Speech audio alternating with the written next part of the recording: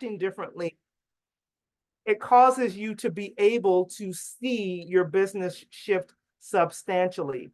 So again, asking yourself these questions, what if? What if you were willing to believe, right? What if you were willing to take the action? What if you knew that God has called you, he's equipped you, he's empowered you, and everything that you need is on the other side of your fear, and you're willing to just step out and go see the people who need you the most, right? Look, when you get there, it's likely that you'll be able to get ultra clear on how to attract your ideal clients. So let me tell you something real quick. I have a very dear friend who's also another a pastor in our churches, and he said something to me that blew me away and it changed my life, because I was like, I got this issue and I'm trying to figure this thing out and yada yada yada. And in passing, he said this, and I'm going to drop this for you because it'll change your life. He said, he said to me, sis, for me, solutions come to me in worship. I was like, okay, that's all I needed to hear. And so when you get past all of the head garbage that the enemy is trying to make you believe that you can't, you're not enough, sales doesn't work, I can't say this, they're going to say no, blah, all of the stuff that we hear in our head, we get past that and get to the place of really believing that we're empowered, that we're called, that we have everything that we need, right? Then you're going to get ultra clear on how to attract your ideal clients. I believe that God begins to just download ideas from me at that point, and I begin to see, oh, I can do this, I can do that, right? You'll begin to consistently perform profit producing activities because you believe. This is so important, because again, I'm going to give you the profit producing activities. You're going to have them at your disposal, but if you won't first believe that by doing them, something will change for you, guess what? You won't do them. And so when you get to that point of, okay, I'm shifting my mindset, and it's not by just me saying, I firmly believe in declaring things. I definitely believe in speaking word, but I also believe in the Bible saying that faith without works is dead, right? So we have to be willing to consistently perform profit producing activities, which means we have to believe that my doing them is going to make a shift, it's going to make a change. And then boldly articulate the solution you provide, which is why I wanted you to drop it in the comments. I want to know who you are, what you do. How do you help people's lives change, right? How do you impact the world through your business? And being willing to boldly articulate that solution so that people, when they come across you, wherever they come across you, whether it's on social, whether it's on your website, whether you have an opportunity to speak at a networking event like this, wherever you find yourself, you're able to articulate it so clearly to where people immediately are like, whoop, that's me. I want you to think about this. I think most people have taken an airplane trip. Not everybody, but most people have been in an airport, right? And in an airport, it's noisy, so noisy. And you hear all of the, this gate is starting, and get to this gate and do this and do that. And you hear it all. But guess what happens because it's so noisy? You mute it. You don't even hear it anymore. But guess what happens? I'll tell you what. I was on a delayed flight. My flight had been delayed probably like 4 or 5 times.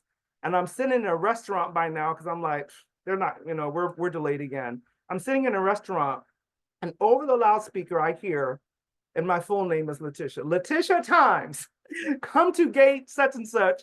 We're about to start boarding. I'm like, start boarding? They just said we were delayed by like 2 hours. But I heard my name with clarity above all of that noise because it was speaking directly to me. When we are able to understand what we're talking about today, we will be so clear to where our sales conversations will speak above all of the noise, right? They'll cause people to hear you and hear that they need you above everything else because you're so clear. Your clarity will create clarity for others, right? And then you'll be able to close more 6, 7-figure sales if that's what you want. Whatever it is that you're desiring, believe it, you'll be able to do more of that because you'll have the tools and the mindset to be able to do that. And so when we think about, sales systems and sales funnels, first thing we have to be able to do is know who our ideal client is, because many times we think we know, but we're not clear enough so that when we say their name, again, they're going, hey, that's me. I hear you talking to me. So if we're that clear, then we're able to attract them into our system, whatever that might be. If it's a funnel, so be it. If it's, you're bringing people wanting to get them to an event, whatever that looks like for you, you're able to attract them to come into the place where you want. Then being able to be so clear again that when they come, you can also be able to sometimes say, hey, this is for you, and then be able to say, this is not for you. So when you ask about, okay, have you ever fired a client, we have to be so clear that we're willing to fire them before they become a client sometimes. Because sometimes they'll come and they're not the right client, and that's indicative of the fact that we're not clear. So when we're not clear, we find ourselves attracting maybe lots of people, but then it's like drudgery to be able to serve them because they weren't the right client in the first place. And so that qualification process is really important. And I'm going to show you, give you a few questions around how to be able to do that. And then having a very clear discovery process. And that discovery process might sound like a get acquainted call. It might sound like an intake call, whatever it looks like for you. It's really for you to determine if in fact you can help them. So at this point, you're really trying to interview them, not necessarily them interviewing you. You have to determine in certainty that they're the right client for you. And then again, agree once you get to that point of agreement, like, yes, I can help them. They're the right client. Let's do this. And then you're able to make the offer. That's when you're able to actually close the deal. So we're going to walk through that in a little bit more detail here. But before we do that, I have something I want to give away to you all. Let me see if my link is still live here. Otherwise, I'm going to back out so that I can give this to you all. So I never come without a gift. And did it? Yes, it worked. All right, so I have a live link here. So I believe that networking is the entry point to your sales process. And so I've created a networking and sales playbook that will enable you to really maximize all of the networking that you're doing so that you can eventually lead to sales.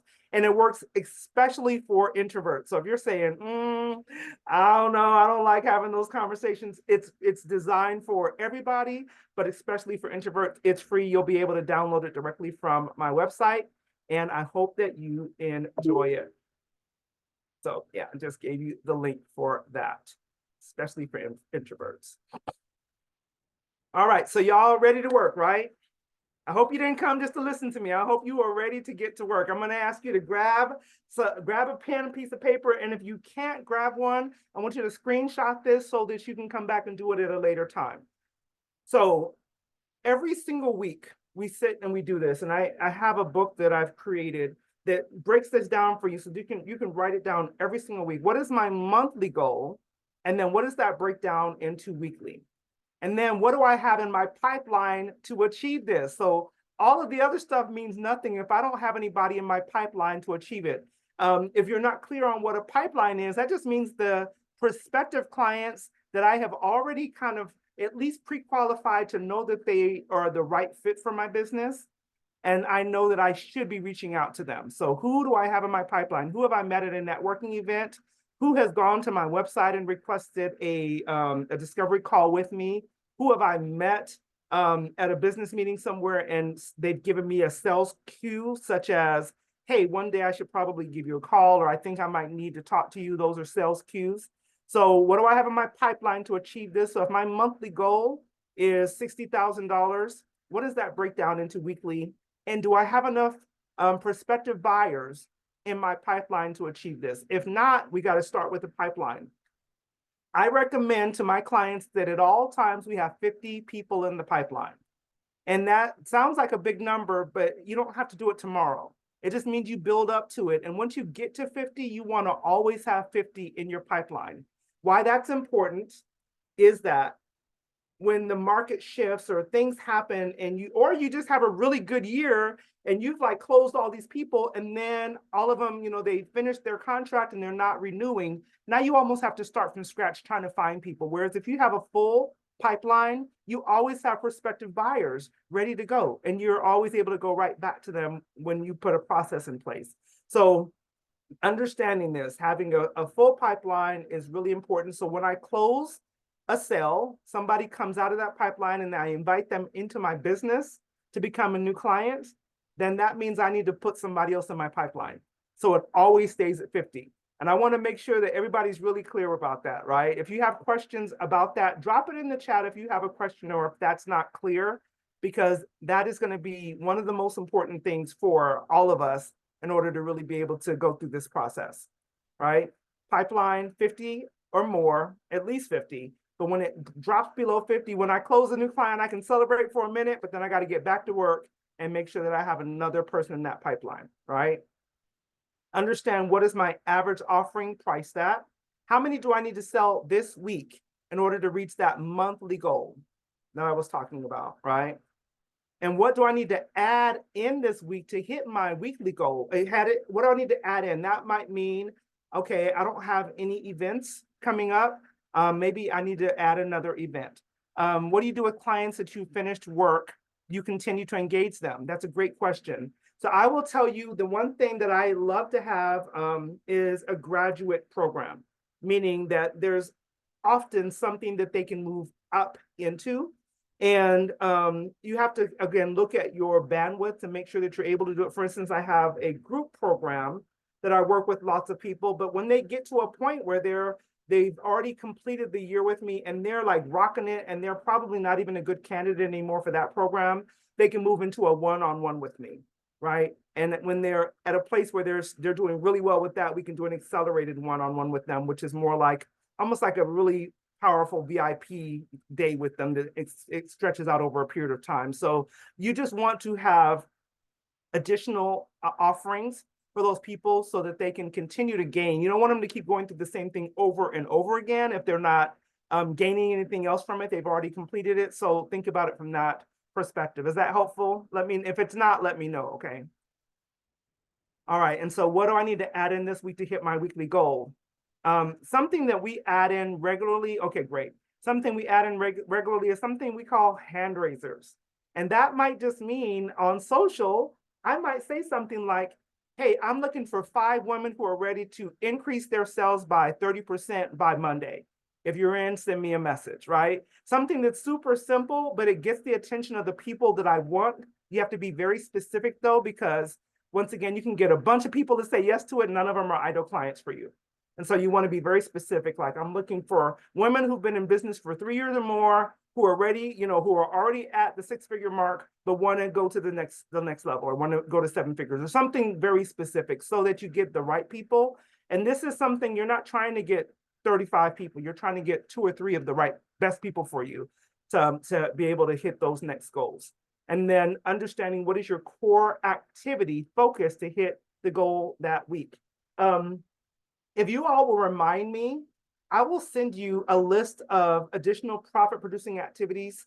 And I'll go through some of them today, but this is the reason I say that is because you can look at your week and say, okay, this week, I'm not doing all the things. If I give you a list of 10 things, I don't want you to do all of them, but I want you to pick maybe 2 to 3 that you can do consistently throughout that week. That might be making follow-up calls. It might be getting on new stages. It might be, doing a reconnection week, which I can explain that in a little bit, but you got to figure out what is your core activity to make sure you can hit your sales goals. Are y'all still tracking with me?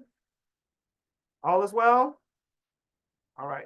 I love Zoom and I love being able to present, but sometimes not being in a room and not always hearing people is like, y'all still there? Everybody around? Okay, I see the yeses in the chat. Thank you for responding to me. All right. So these are some of the profit producing activities that we do with our clients. And I'll tell you one of the things that works really well, we do co-working sessions so if I tell you, okay, go do your sales calls, many times people come back and they're like, well, I was going to, but this happened, or, I started and, so it's really easy to allow yourself to get distracted, which really is getting afraid, if I'm being honest, and we just don't do them. So we'll jump, and I encourage you, jump on Zoom with 3 or 4 of your business buddies and do these things together. Turn your camera off, turn your sound off and say, okay, everybody make 10 calls and we'll come back at 6:25. Okay, what happened for you? What happened for you? It is, just magic happens, I promise you. So this is one of the reasons we do it in a co-working type of session sometimes. But sales and follow-up calls, obviously, you want to have actual names. You're not just sitting at your desk going, let me find somebody to call. That's why that pipeline is so important. You already have the list. You know who you're wanting to reach out to, and then you begin working on that. Get acquainted or discovery sessions is one of the things you can be doing consistently to have those profit producing activities. And that means that you have to be doing something to always be, getting these discovery sessions on your calendar, right? That might mean, again, reaching out to people and inviting them to a call. It might mean putting out some type of an opt-in where people will find you and jump in so that they can learn more about what you do. But it's not going to happen by happenstance for most people. Some companies, they're just that, they're so lit that people are just like, I'm just jumping on their calendar. Most of us have to do some type of an outreach in order to get that level of response. Social media, like I said, you can use it in so many ways, but I love doing hand raisers and I love doing direct messages that are not weird and creepy. I'm going to make sure I put that caveat in, because if you spend any time on LinkedIn, you probably have a full inbox right now of people who don't know you. All they want to do is sell you something. That's not the type of outreach I recommend. But there is a way to do it that really feels genuine to you and to them, and it allows you to have these deeper interactions. One of the things that I love to invite people to is what we call a roundtable. And the roundtable is, I invite no more than 6 people at a time for a roundtable. It's about an hour, sometimes an hour and a half. And we invite them, and the invitation says, hey, I'd love to get to know you. I'd love to actually put you in a room of people that I think you might have some complementary services with. And I do that. I'll go and find people that I'm like, they probably need to know them. They probably need to know them. And I invite them so that I can make these introductions for all of the people in the room. And the introduction or the invitation says, I'm not selling anything, nor can you. So it takes it off the table right off the bat. So they're like, whew, all right, I can come to this. This is a real networking opportunity. But what it does is it positions you as a resource.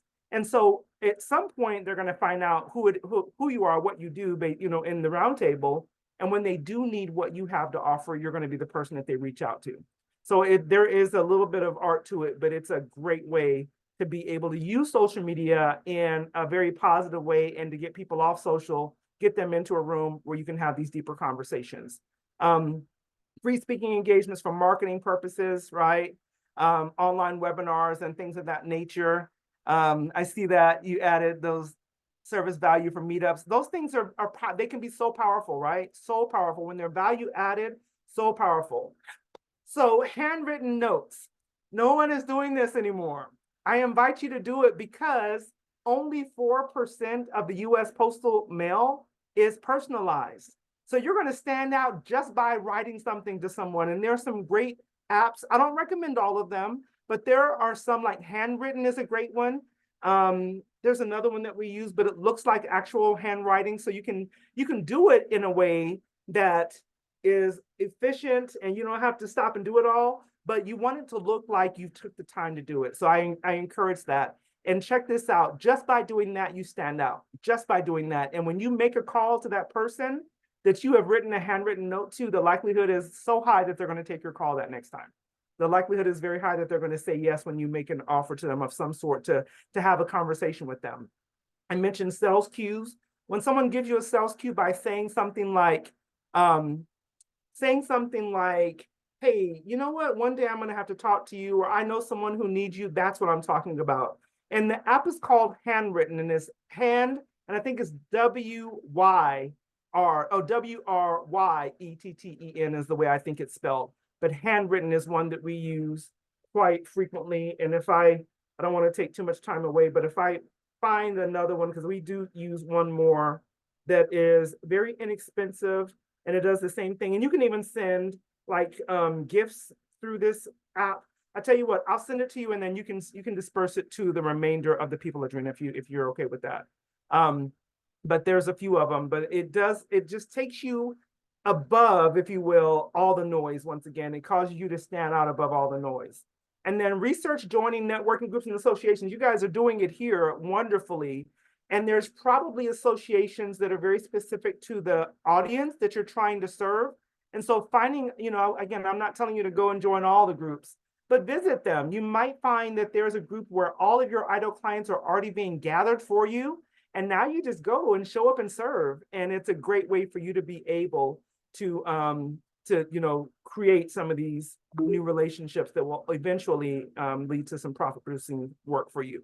I want to introduce you to Annette. Annette just got married. She's in Houston, Texas now. She was a client of mine for about 3 years. And I introduced her to you because I do retreats for my clients. And we were at a retreat and I did one of these co-working sessions. I said, okay, everybody get together. We're going to take an hour and we're just going to do, profit producing activities. And I gave them a list of all the things I wanted them to do. And Annette was sitting in the corner. I don't know if you can see my hands. She was like, hands across her chest, like, that doesn't work for me. No, our clients won't, we can't, this is a waste of my time. She was just like not having it at all. She finally very she didn't want to do it, but she finally agreed, okay, I'll make a few phone calls.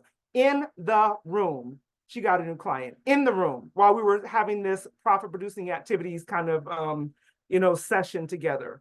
And now her whole thing is she maps her week out like this. She makes sure that she does it without fail, and she is a rock star now. She is doing amazing things within her organization and has just blown the company away with how she went from being okay, doing okay, to really excelling in the organization. So I just want to introduce her to you. If you're thinking, I don't know if that works for my industry, you don't have to do all of them, but I guarantee you there are some that will work within your industry as well. But fear will come in and try to tell you, oh my God, what if I call, they don't want to answer me, or they get mad because I'm bothering them, or I just don't want to pick up the phone. I don't even know what to say, right? So don't allow fear to rob you and rob them. So as I said earlier, if you're called, you're anointed, you are equipped, you're empowered, that means you have something valuable to serve, to give. And if you don't give it, then you're robbing them of what they ultimately need, and you have it, right? And so you want to be very clear of those moments where you're feeling like I can't, or I'm too busy, or I prefer to do something else. I want you to take a moment and begin to ask God, Lord, show me if this is fear. And if it's fear, show me how to ensure that I am not stopping myself from the success that you called me to. Because I promise you, fear has a job and it will do it all day if you don't allow it to, if you don't stop it from doing that job. So don't allow fear to rob you or rob your clients. And so powerful sales conversations, we should be having powerful sales conversations every single week. And it just is the biggest thing it requires is confidence. Confidence in the fact that, once again, you have something to offer and they need what you're looking for, and they're looking for what you offer. Then be willing to listen, because the person who is listening in a sales conversation is the most powerful person in the room. Person doing all the talking, right, is the person who's really showcasing what they need. And so be willing to ask perfect, beautiful, amazing questions, but then hush and allow them to tell you what it is that they really need, because frequently we're selling to the wrong solution, because we assume what they need and we're selling to what we think they need, only finding out later they didn't buy from you because they really needed a different solution and you offered that solution. But because we sometimes make assumptions, we sell the wrong solution. So willingness to listen, as I talked about clarity, preparation. You're going to have so much confidence when you are so well prepared in those conversations. It'll change the game for you. I said masterful questions. Having the right types of questions will do, it literally will shift not only your comfort level and your ability to be able to gain what you need, but what it does is it builds trust, which is our next one. When you ask the right questions, what you're showcasing is the fact that you understand what that potential client needs. Perfect example is this. I hosted an event a few years ago, and I had recently moved to Phoenix. I didn't know anybody here, or I didn't know any people in that world for sure. And so I went online, I started searching for event planners, and I finally found one. I found several, narrowed it down to a couple, and found one. And I didn't know any better, right? I just was like, okay, they say they know, they got, seem to be doing well, I'm going to say yes. And what I found was, when they would come and they would just say, okay, we need to do this, we need to do this, we need to do this. And I would just be like, okay. The event was a bomb. And I'll tell you what, to the people who were there was great, because we spent so much money based on what these event planners had us doing. And it was negative cash flow. It just was not a great event from the backside. Well, a couple of years later, I did that same event, but I knew someone who was an event planner. She's in Delaware. And I brought her in because I was like, if I don't know anything else, I know that she is the person who can take care of me. Well, the thing that initially I caught from her was when we went to go look at venues, she began to ask questions that I never even knew we needed to have, right? She would ask questions about the height of the ceiling and the width of the chairs and the length. I mean, she was asking questions that made me realize immediately that the person that I had doing this before, they really weren't clear on what they were doing. They didn't have a clear understanding. And so it gave me so much trust. I'm like, you know what? She knows what she's doing. She's the person who I'm going to use over and over again. So your questions, believe it or not only will it gain the information you need to know how to serve them, it will also build trust for the client. Silence is important because the person who speaks first loses automatically. That's the hardest thing for many of us to do, but it's one of the most important things. That means you ask the question and then you let them talk. And be comfortable with that silence and allow them to take a moment to process if need be, so that they can come back with what you need. Many of us will talk ourselves out of sales or talk ourselves out of price, talk our prices down, because when the silence happens, we start, we start to say, well, maybe they don't want to pay that much. Well, maybe we start saying, well, I can give it to you for this. And before you know it, we've talked ourselves either out of the sale or we've talked ourselves down. So the question is, ask what I said, the person who speaks first loses. And so many times when we speak first, we're second guessing ourselves. And so if I say, okay, Crystal, the price is going to be $12,500. Are you ready to enroll right now?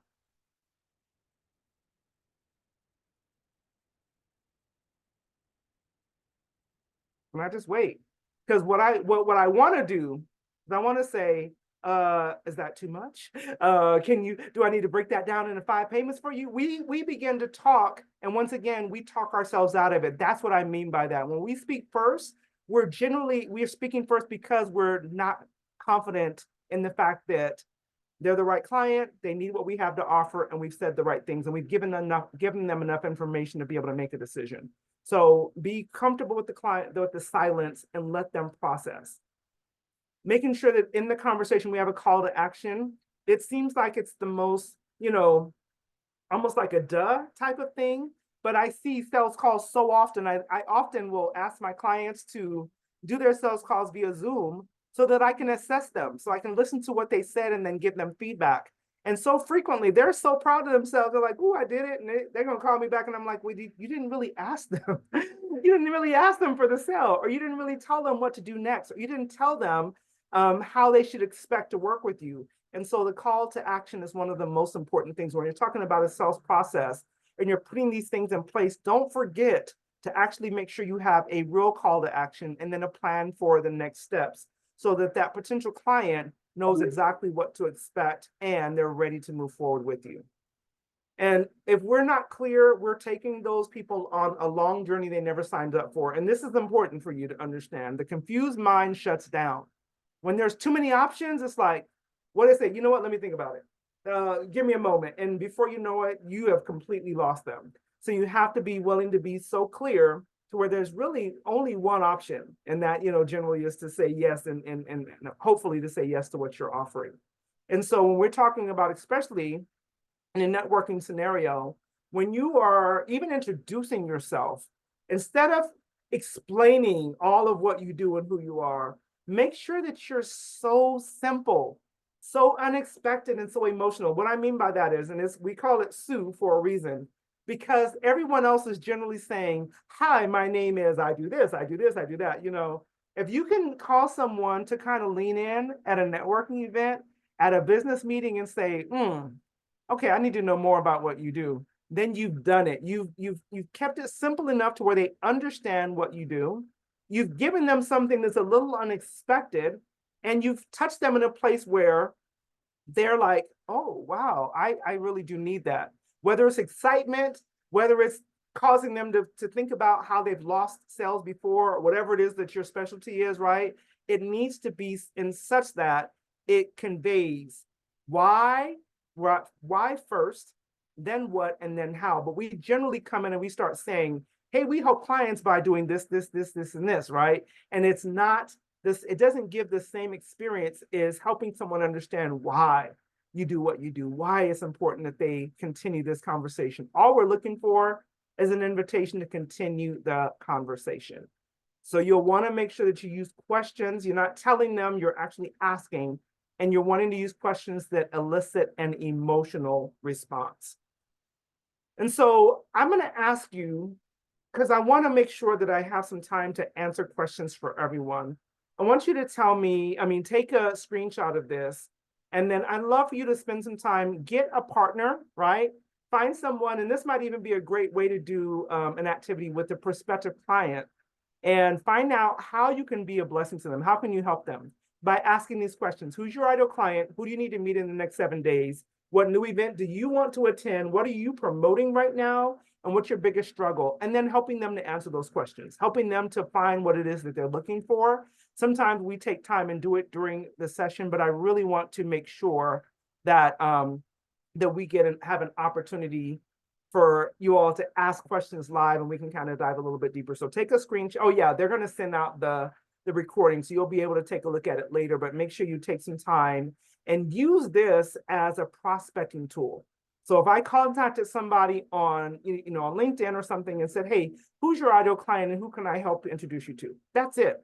I'm not asking them for anything else. Who can I help introduce you to? How can I be of assistance to you? How can I support you? I get more people on sales calls or on conversation calls actually by asking that question than by anything else. So you can use it as an opportunity to get people on the phone with you. And so think about this, the challenges that people have with sales conversations. So tell me, what is your biggest challenge? Most people struggle with just picking up the phone, and that might mean sending the email, sometimes sending the text message, whatever that contact is. Most people struggle with that initial contact. Some people struggle with just knowing what to say. Some struggle with the follow-up cadence. What do I say when I follow up? How frequently should I be following up? And then some people, they can do all these other things, but just asking for the sale is the biggest thing. So what is your biggest sales challenge? I want you to drop it in the chat for me. What's your biggest sales challenge? Knowing what to say, asking for the sale. Yep, that's pretty common for a lot of people. Anybody else? What else you guys got? Picking up the phone.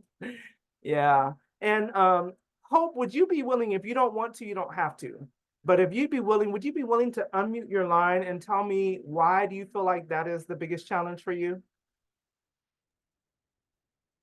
Sure. Okay. I think my challenge would be a combination of the first two, picking up the phone because I don't know what to say. Okay. So if you had a script, or I say a blueprint that can kind of guide the conversation, and a schedule to tell you when to, to make those calls, would that be helpful for you? What do you feel like you need in order to get past that?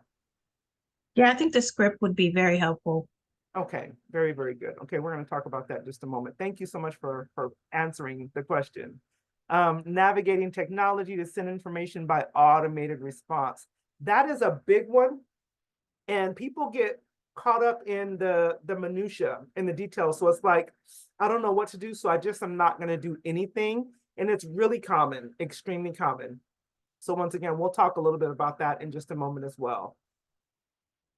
Excuse me. So I'm going to give you a few things that will help, I hope, when you're making your calls. And then I'm going to open up the conversation for us to talk. So something that's really important when you're doing calls, and these are just discovery calls. These are not calls where you've already sold someone something. So ask for permission to frame the call. And that might sound like, okay, Hope, thank you so much for jumping on a call with me today. What we're going to be doing today is I'm going to ask you several questions because I really want to understand your needs. I want to understand exactly what you're trying to accomplish. And then I'd love to be able to share with you what I believe is the best solution that we have that might be able to address those solutions. And then I would love to tell you what it might look like for us to work together. Is that okay? And then once, when I ask that, is that okay? Once they give me that yes, then I go for it. Because now they told me I can ask the questions, I can tell them about my service, and I can make the offer. So setting those expectations up front is really helpful. And then telling them that you're going to invite them to work with you is really important as well. And you'll have this recording, obviously, but if you'd like this separately, just so you can kind of capture some of these, I'm happy to share them with you. But some of the questions that I love to ask is, tell me what's going on in your business. So we're not jumping right into, hey, I got this great deal for you. Let me tell you about it. No, because that's weird and nobody wants that. But people want to feel seen. They want to feel heard. They want to feel cared for. So it's like, tell me a little bit about what's going on in your business, right? Tell me what's the biggest obstacle. And then I might even ask them, how is that impacting what you're trying to accomplish? How is that impacting your team? You want to ask, if you kind of go with me on this, you want to ask questions that are going to keep them in that place of, they know that they need the help, but they're also realizing that there's hope. There's a possible answer for this. And the person that I'm talking to, which should be you, might be able to help me through this, right? And so you're asking them, what would you need to see in order to feel like our time together has been a good investment of your time? So now they're going to tell you, this is what I'm trying to accomplish at the end of our time together. Now you know how to structure the offer when you're making that call to action, or that you're making the offer to them. All right, once you've accomplished all these goals, what would that do for your life? You're keeping them in that place of, oh my God, there may be hope. I can actually possibly do this with this person's help, right? And then summarize their response. Confirm that you have it right. And if they're unclear, keep asking the questions until it's clear, because now your offer is basically you parroting back to them what they said they want. And now you're just providing it for them in the context of what you offer. And so it's a great way to have a call that doesn't feel salesy. A person really feels, and it's sincere. You want to make them feel seen, heard, cared for, and then you want to create a solution for what it is that they're trying to accomplish. Validating that you can help them, and then helping them understand why you're the person that can help them, and then giving them the opportunity to say yes. And then using that funnel, in some cases, before you even get on the call, to help describe that. Somebody mentioned the technology sometimes can be a problem, but I have some really easy ways that we do it to keep them aboard. And even if they're thinking about it, they're like, yeah, but I can make my first deposit, in this day. So they haven't technically signed the contract yet. We put things in place to keep them engaged and keep them remembering the fact that they want this solution. They said they wanted this solution, and we're the right person for that solution. So these things are really important for you to make sure that you move forward. And then being able to have the conversation. What do you think? And then again, be quiet. Tell them the investment, help them understand how you're going to work with them, and then be quiet. Give them the opportunity to say, yeah, I think this is great. Or to give them they may even have questions at that point. Let them ask their questions.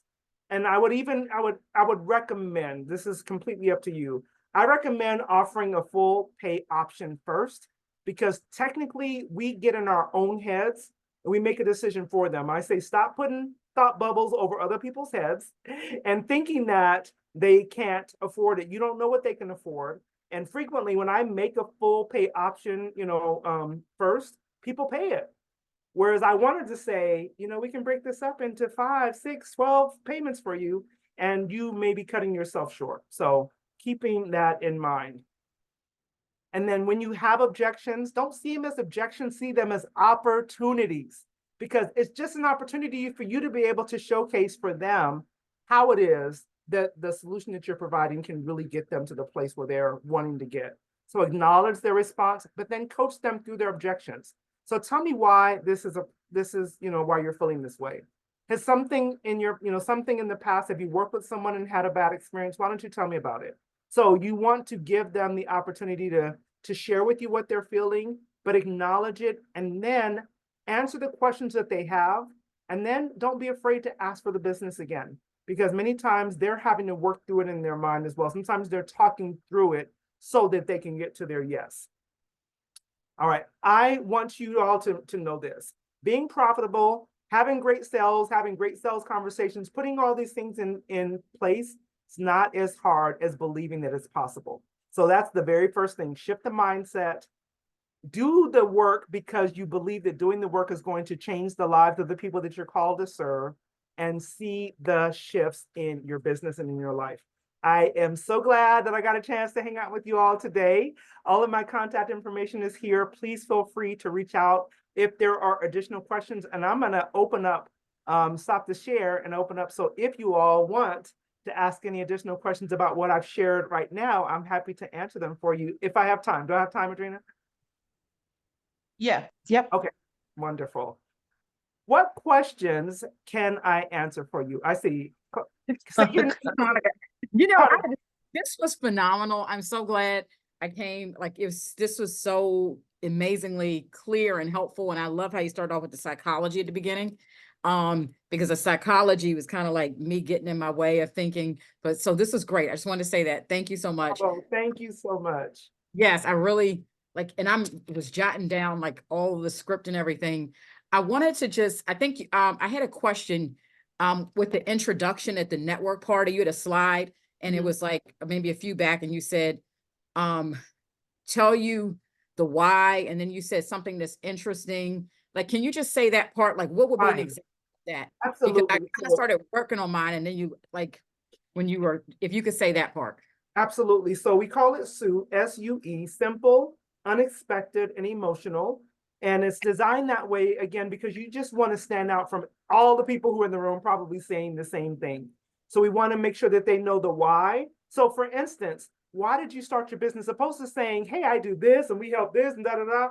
It's like, you know what? I know that people are sick of salesy, slimy, interactions. And it's my mission to help shift the sales game. Now I got their attention because they're like, oh yeah, me too. Then I can say what I do. Then I can tell them how I do it. But if we often start with the how and then we lose them, everybody else is doing the same thing.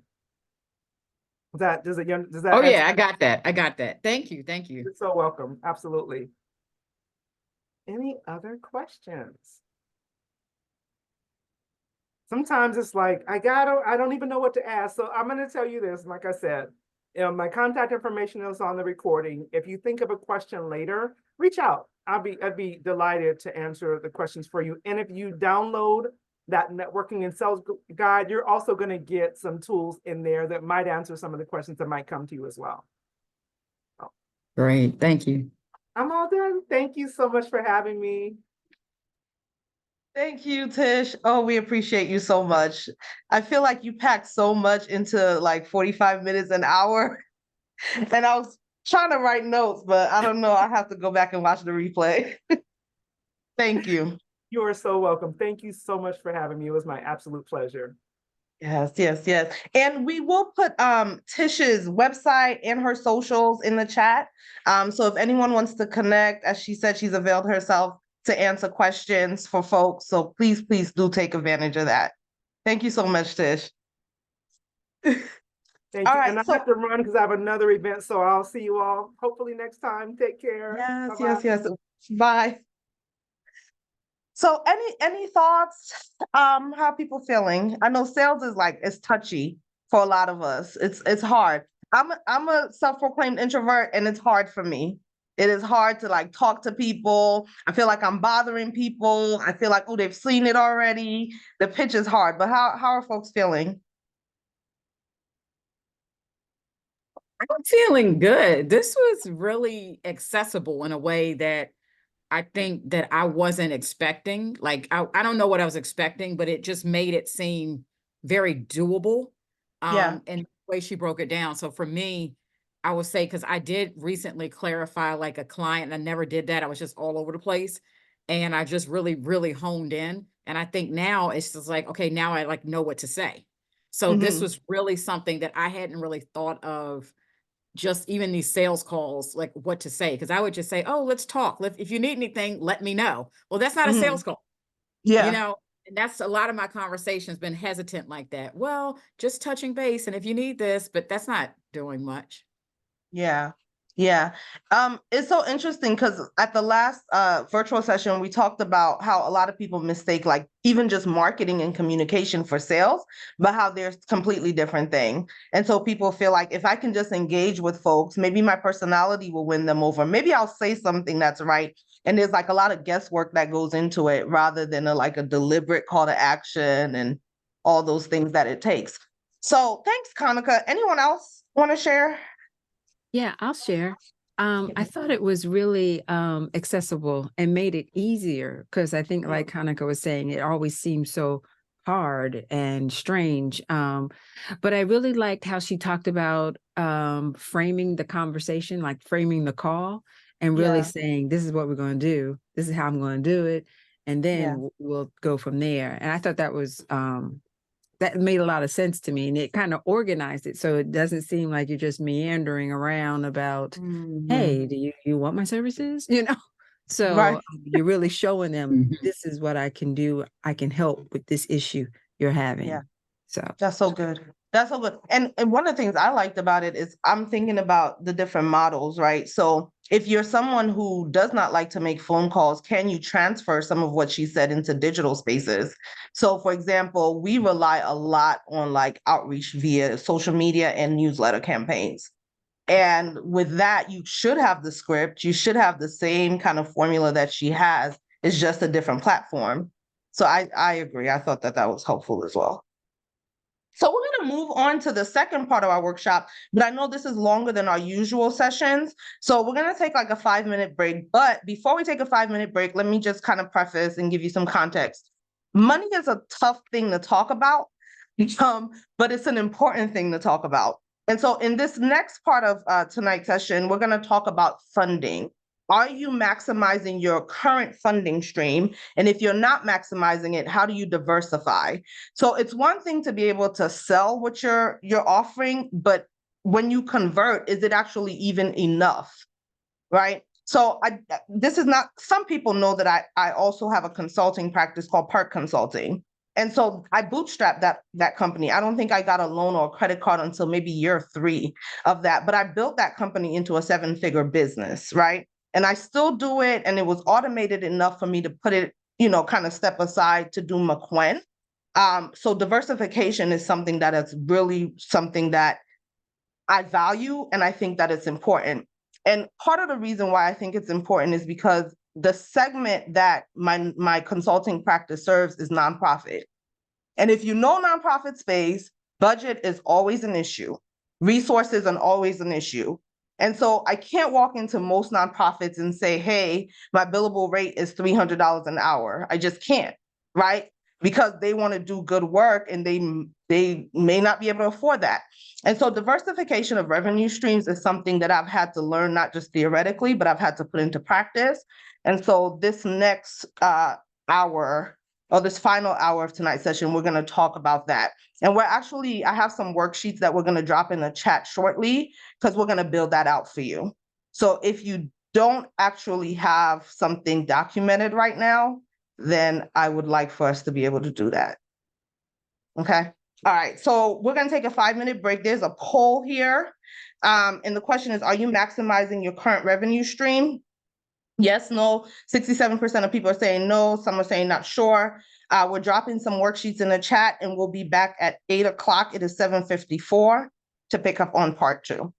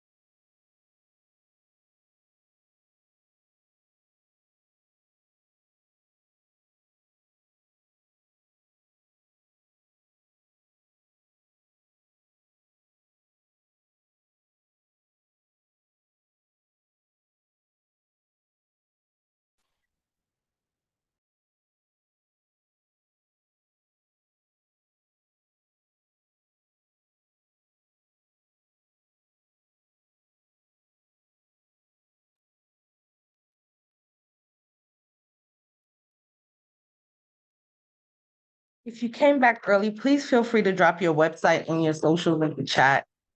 We don't want to lose that component of this, the networking and connection.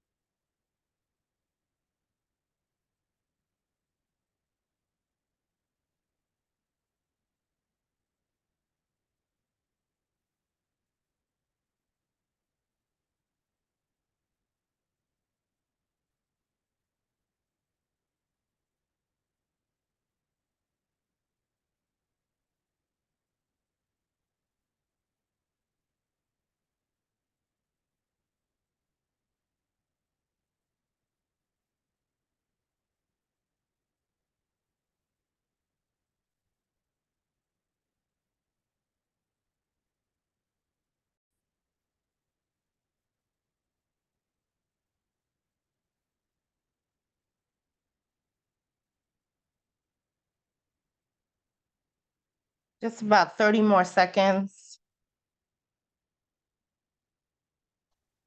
Thanks, Zoe.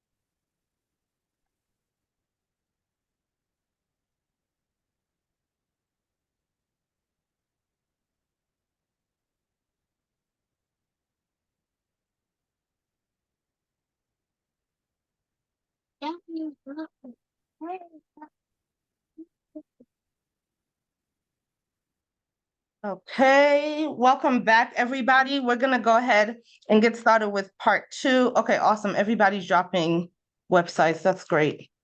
Okay, so the poll, can everyone see the results? I don't know if everyone can see them. But we have 62% of people who are saying, well, the question is, are you maximizing your current revenue stream? 62% of people are saying no, 38% are saying not sure. And no one answered yes. I'm curious if one person who said not sure could unmute and just share why they responded that way.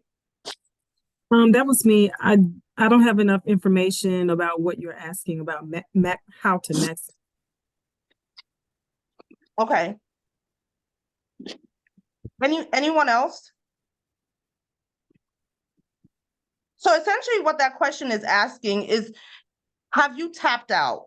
So whatever your revenue stream is right now, or revenue streams are for your business, are you tapped out? Like, are you maximizing and getting every penny out of that stream as much as possible? Have you exhausted the possibilities? Let's say you're a consultant and typically in your field, people make, $250,000 a year. Are you reaching that quota? Have you exhausted all your marketing options? Have you maximized that stream?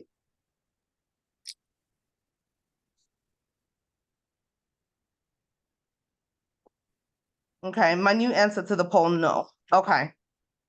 Okay, that is honest. Okay, another question for everybody.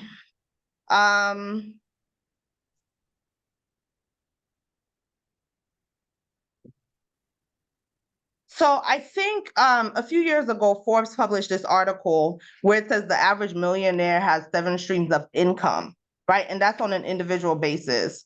But what about businesses? There's a new poll question that you should see on your screen, and it's asking, how many streams of revenue does your business have? So far we have 5 people saying 1 to 3. Okay. 3 to 6.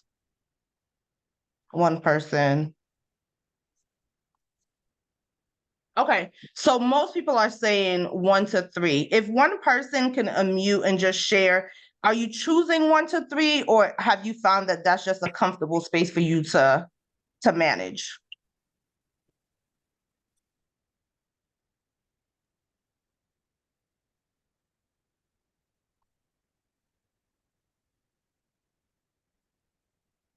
Someone?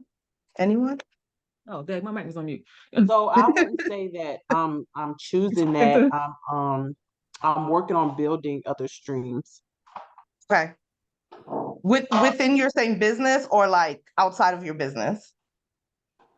They're all attached to the business in some kind of way. It's not one-on-one therapy. It may be either group therapy, consulting, training, expressive art sessions, so things like that. Yeah. Okay. Digital material. Uh-huh.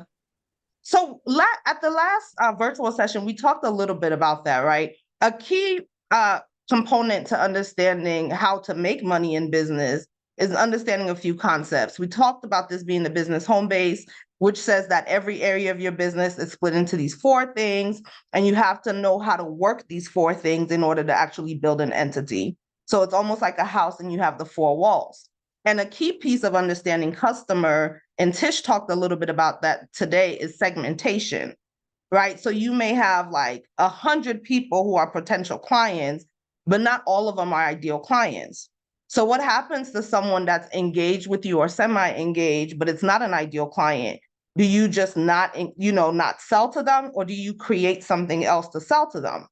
So I mentioned my business, right? I love nonprofit work, strategic planning, but I have a heart for small to mid-sized nonprofits. And I can't go with them to all of them with a high ticket item. And so the question becomes, well, if my benchmark is I want to make $100,000 a year, and there's only one of me, so I can only serve, let's say, 5 clients at a time, and they're all paying me on average $3,000 to $5,000. Right? It's going to take me a lot of work to get to that benchmark.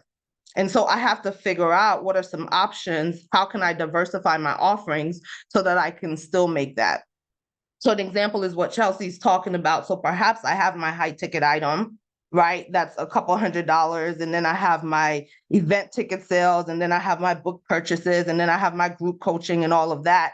And I can reach all 100 potential customers, but I can meet them where they are based on what my needs are and what their offerings are. And so that's what we're talking about today. Last time we did a whole strategic planning workshop, but today we're just going to focus on the finance piece.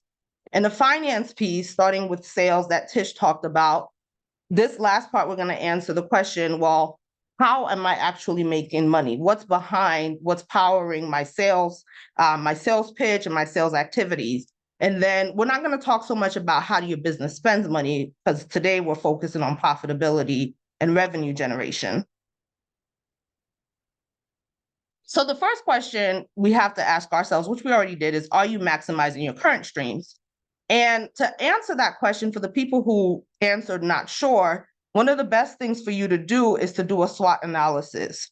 So when you take a look at your financial activities, right, not the management side of it, but the income generation side of it, what does it look like? What's a snapshot look like?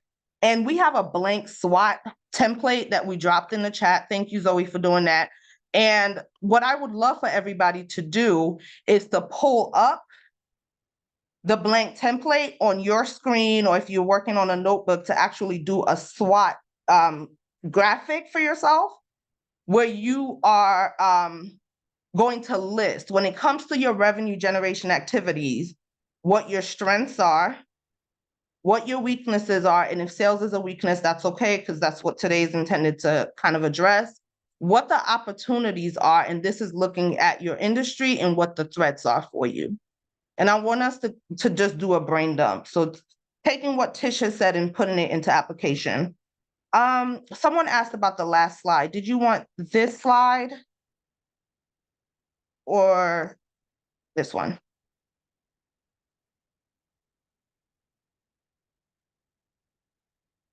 Maybe this one. Okay.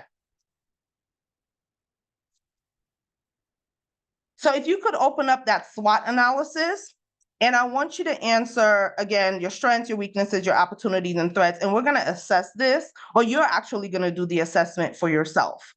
For those who missed the last workshop, We talked about how to separate and understand the SWOT for your business. And starts with understanding that the S and the W are known as what's called an internal environment assessment, because you control those, right? You leverage the strengths, you work on the weaknesses.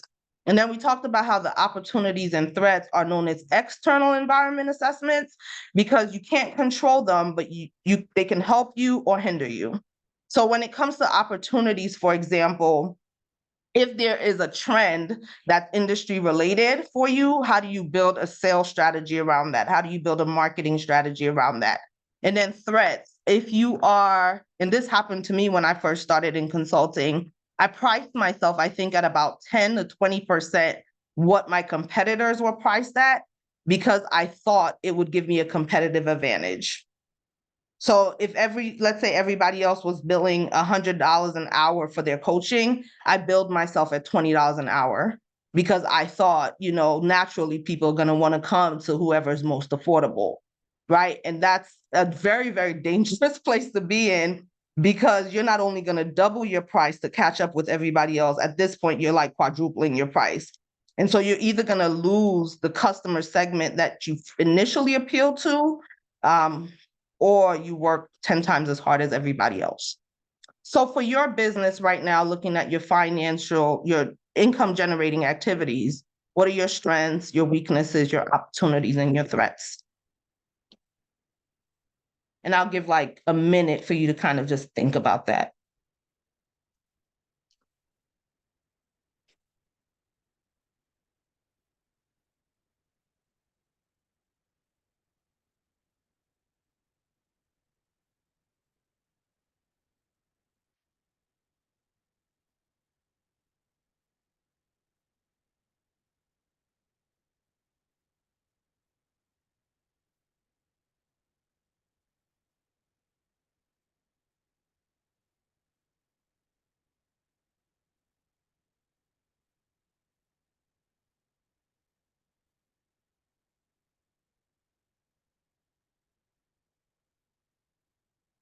Yes, we are.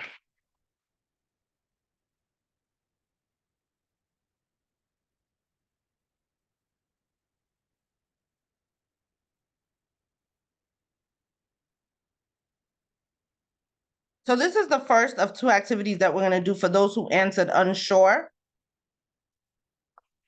about whether or not they're maximizing their streams of revenue. Well, let me go back to this. What are some of the things that are coming up for people as you're filling this out? And when you share, feel free to share your industry as well.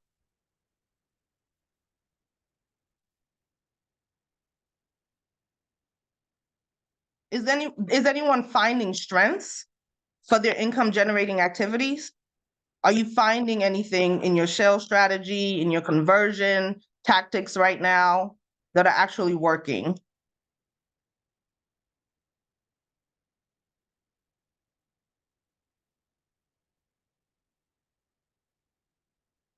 It's a really quiet group. What about weaknesses?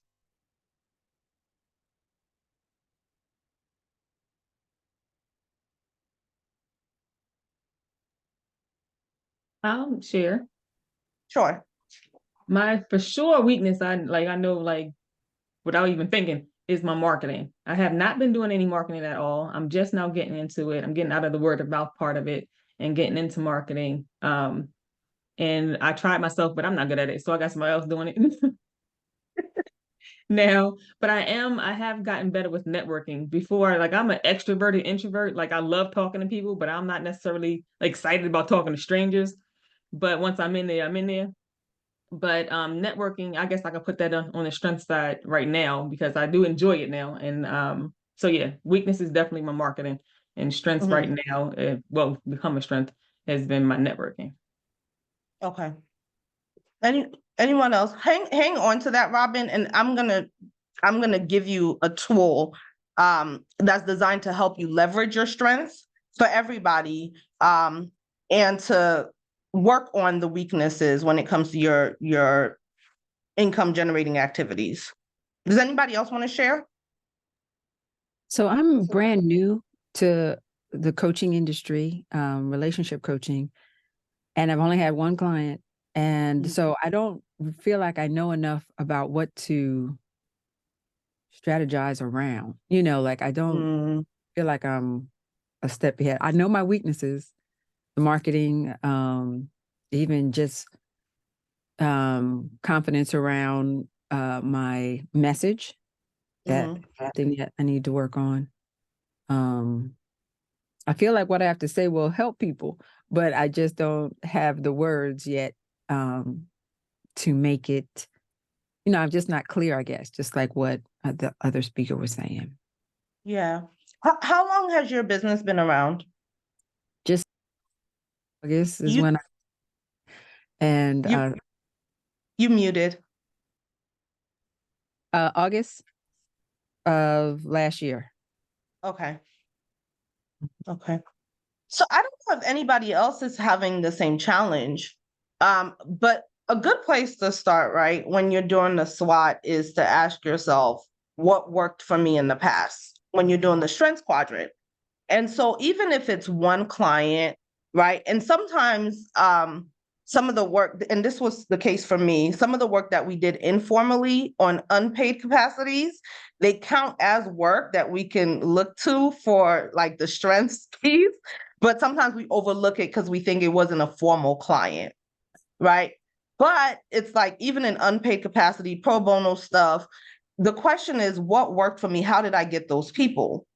Last time we talked about the concept of ROI in business, right? Return on investment. And the idea is this: we never disproportionately focus on anything just because other people tell us to do it. So it could be that in the coaching industry for you, the one-on-one relationships is where you put all your resources in, as opposed to what's prescribed, which is social media, SEO, digital footprint. There's no one size fits all. I've learned over the years with business, the return on investment, we put more of an investment in what's likely to give us the return. And so if that looks like I have $100 marketing budget, for example, monthly, everyone's going to say do Facebook ads, spend $80 of it on Facebook ads, but is the better conversion option for you to spend $80 on networking events or in one-on-one scenarios, or a tool like Calendly that allows you to more, streamline conversations, because that's a better thing for you. And that's how we begin to address the issues of weakness as it relates to like our conversion activities, right? Is what's not working and doing an inventory for myself, but then the strengths is what did work. And we study that over time. When it comes to conversion activities, it's usually informed in two ways. It's either my past performance or it's like industry average market research combined, right? So if I look at that and it's relevant to me, then I leverage that as my strength. When it comes to branding and marketing, a lot of people kind of conflate the two and they're like, marketing is sales, but they're actually not. At the last session, we talked about how there are 6 steps to this piece. So one step, most people stop at the second step. There's like impression and awareness, but the sales actually doesn't happen until that 6th step. And so people who think, oh, marketing activities only, they actually miss out on a chunk of a bunch of things because that lead to sales, because they stop at just like what marketing does. So they're very, very different things. I don't know if anybody else would like to share, but the second tool that I wanted to recommend for those who are unsure about whether they're maximizing their revenue streams is this idea of key performance indexes. So if you have not already, one of the things that you absolutely have to do is you have to quantify anything that's money related in your business. And again, I'm not talking about management like bookkeeping. I'm talking about income generation for today only. And this concept of KPI says this: it's key performance indexes, they're actions and tools used to monitor the product. And usually what works best with sales and funding is to work your way backward, right? And please track with me. I know I'm kind of, but track with me, right? So if you have an overall goal of this is what I need to make in my business, right? So let's go with nice round numbers like $100,000. You have the option to say, I have one ticket item that I sell for $100 and I can get 1,000 people to do that.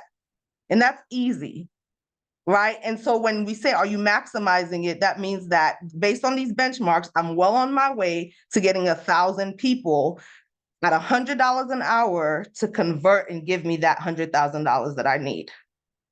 But if you're finding that $100 an hour is too low, that means that there has to be something else that offsets that so that it can account for the fact that that price item is too high or too low for your people.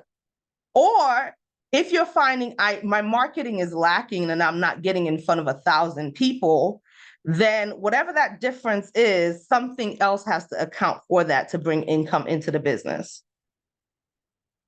Okay, and the way that we measure this is through identifying what our KPIs will be in the business. The first step is to segment what your current revenue streams are. If you have not done that already, then I encourage you to kind of do a brain dump. We'll take 30 seconds and just write them out. What is my revenue? What are my revenue streams right now? Actually, before you do that, write what your number is, your goal for 2024 is for revenue in sales.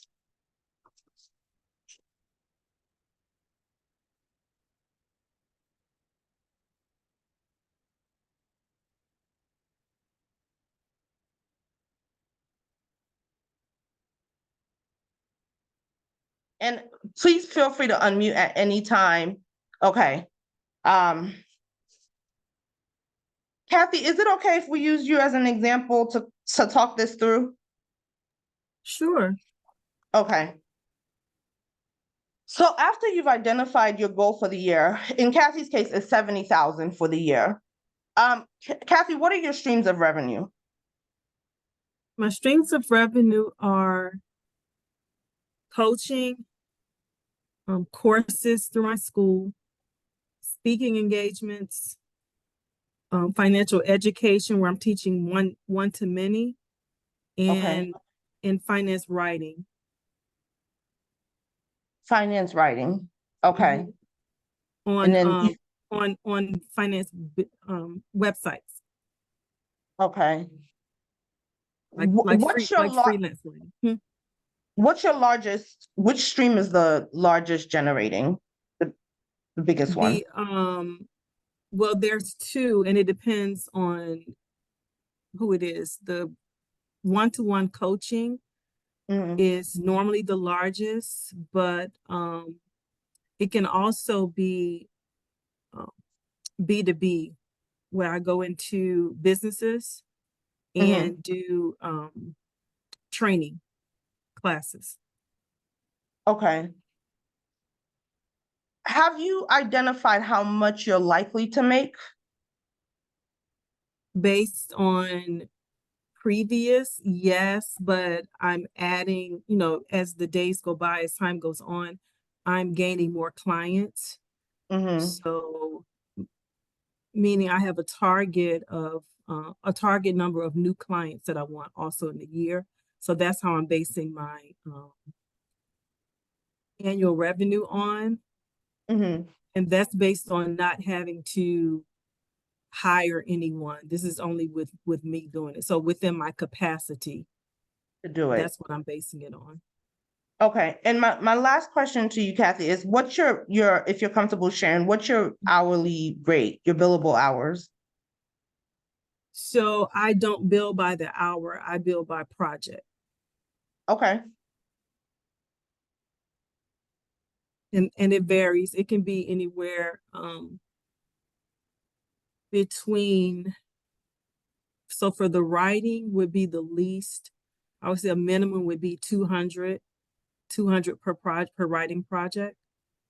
And the coaching could go up to 1,000 depending on how long I work with them. And the financial education piece, that varies based on client budget, because it's normally with nonprofits, so they have kind of a set budget. Mhm. Okay, thanks, Kathy. So, Sure. part of how the KPI system works would be it's a little bit of a guesstimation, right, when you're first starting. So Kathy has 5 streams of income of revenue from her business. There's coaching, courses, speaking, finance, writing, and then kind of the one-on-one education that she does.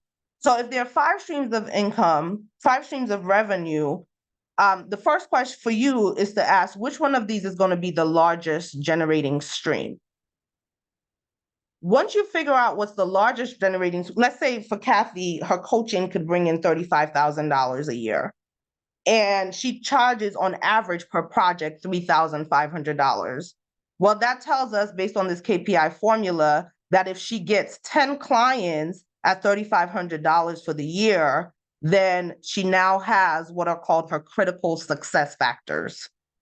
So all of her marketing agenda, all of her sales calls, all of everything that she does for her income generating activities is based on these critical success factors, which make up the KPI. And I'm not going to stay on this too long because I know it can get a bit heavy, but the critical success factors. So Kathy's job is to identify what those CSFs are for all 5 streams of her income, of her revenue for her business. So if revenue arm number 1 with coaching is, let's say, 35,000, that's 50% of her business. And let's say the next one is $10,000, then again, her job is to objectively add these metrics so that when she creates the marketing agenda, when she does the sales calls, it's based on what is likely to convert. Let's say you're somebody who doesn't know what your critical success factors are, and you don't know how to even get to the KPIs. We now have to work our way backwards, right? If you don't have more than 1 stream of revenue, the first thing I have to kind of encourage you all to do is please make that an assignment for this weekend, this month, is to go back to the drawing board to figure out what additional streams do we have. So like Kathy has 5, is there more than one way for my business to make money? Obviously, the benefit in that is that if one stream has a low season, if you run into some challenges, you have some things to kind of fall back on. And all of these do not have to be active revenue generating activities. Some of these can be passive revenue generating, but they should all be working. So how Kathy talks about like finance writing, even if she has a book that's out, that becomes a passive revenue generating thing for her business, but it's still a stream that's existing. And she develops her KPIs and her critical success factors based on that context.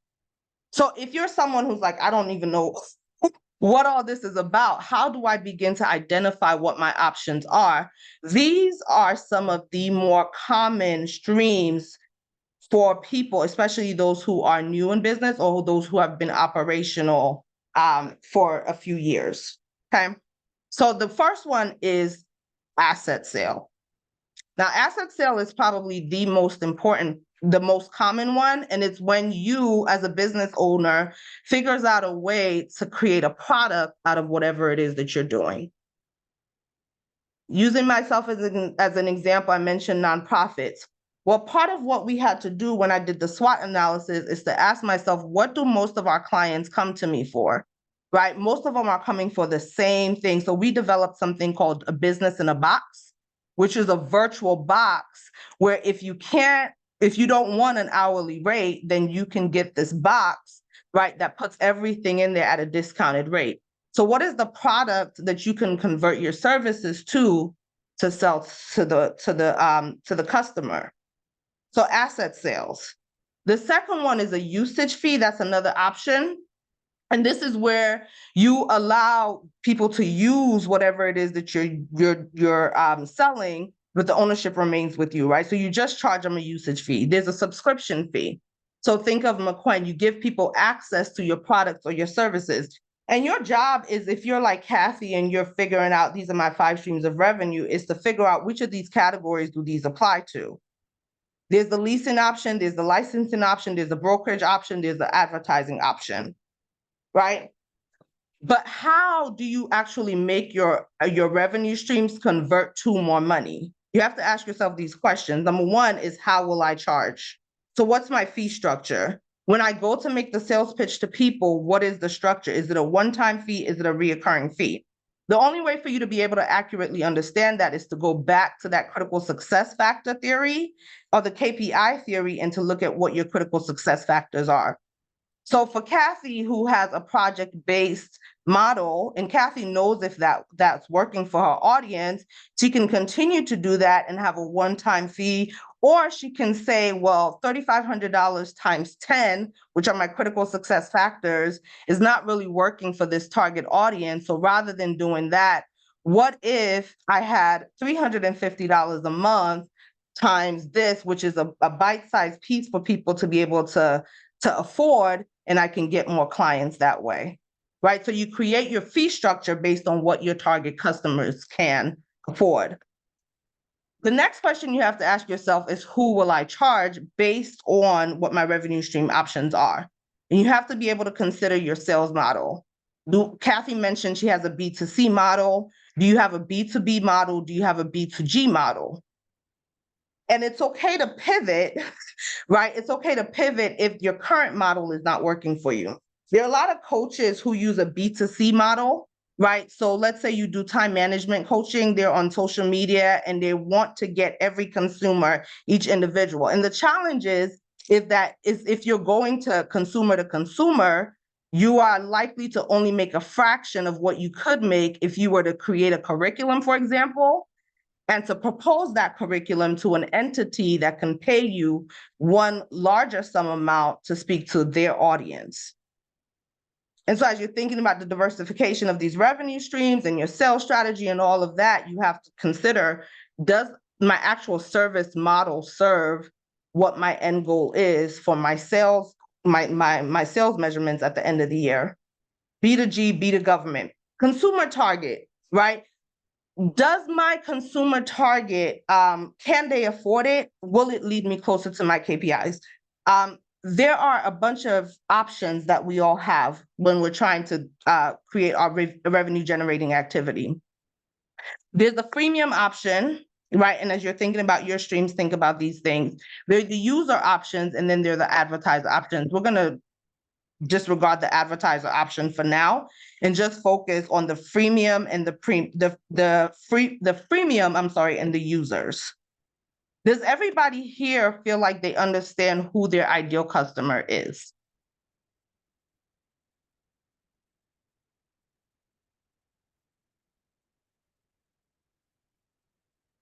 Yes. Okay, so if most people feel like you understand who your ideal customer is, then I have to ask, what do you think is the disconnect between that ideal customer and you maximizing your revenue streams? Because if we know who the ideal customer is, but we're not necessarily getting the conversion that we think we should be getting, what's the disconnect?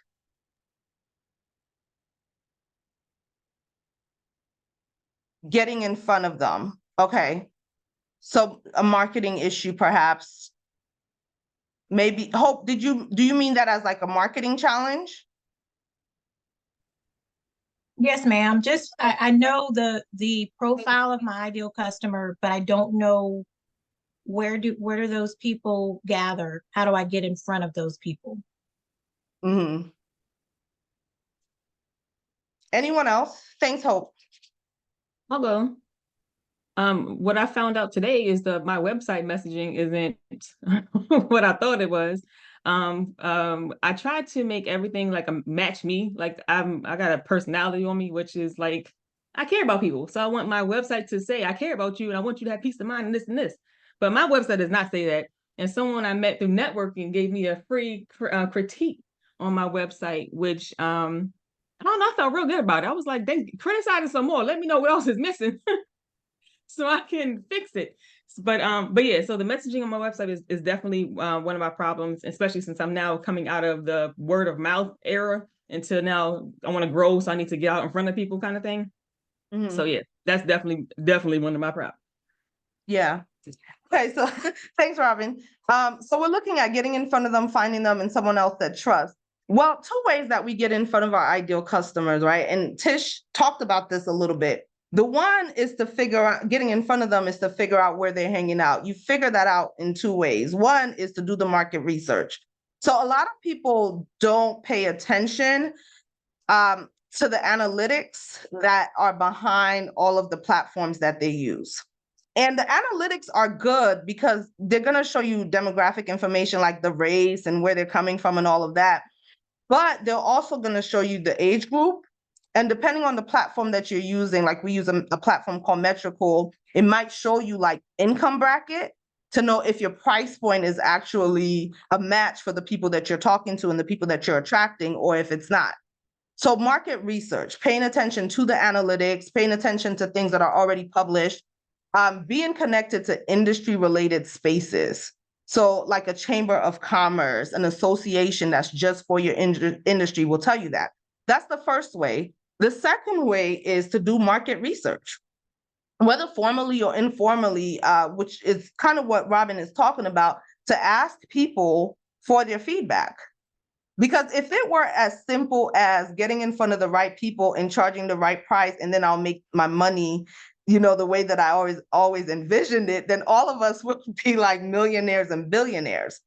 But there's something about that disconnect. And I you know, unless we kind of push through and talk about some of this stuff that's not as exciting, it's not as, you know, as entertaining and as fun, I think that, you know, that disconnect will remain. So yes, we have to get in front of the right people. That's a marketing issue. That might be a branding issue. Is your branding consistent? I saw in our Facebook group today, somebody put out, they were giving out free social media audits, right? And that's not something that people offer all the time, but that can tell you a lot about your brand messaging. But what happens after a lot of people stop? I'm going to see if I can find the funnel, but a lot of people stop, like I said earlier, at the impression, at the awareness, at the prettiness of their messaging, forgetting that, you know, the back end of conversion actually takes these metrics. Okay. Okay. Did anybody else, like, what's the disconnect? Because nobody answered yes when we did the poll earlier. So I'm curious, because I don't want to like talk at folks. I really think it's important for us to have honest conversation. So what's the disconnect?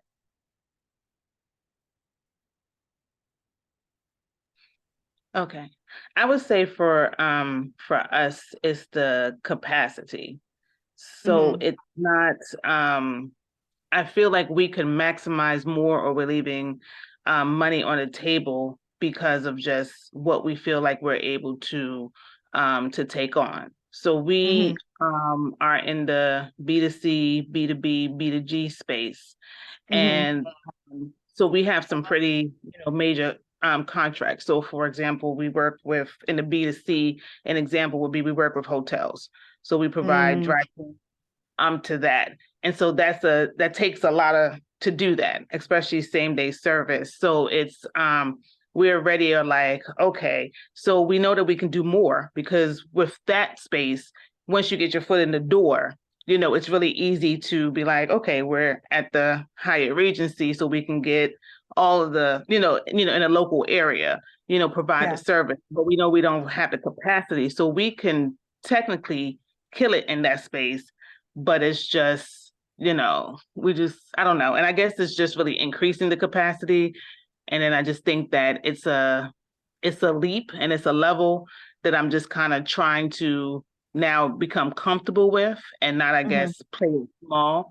And just as a 5-second thing, like when I started a business, it was more like a lifestyle business. So I didn't really expect it to kind of, you know, grow the way that it has grown, which is great. And I thank God for it, but it's still just like that, getting to that level, it's kind of like, I just need to do it. And then the second thing, and then I'll leave it alone, is that from an organization standpoint, we don't have enough people on the top level. So I guess let's say like the C-suite.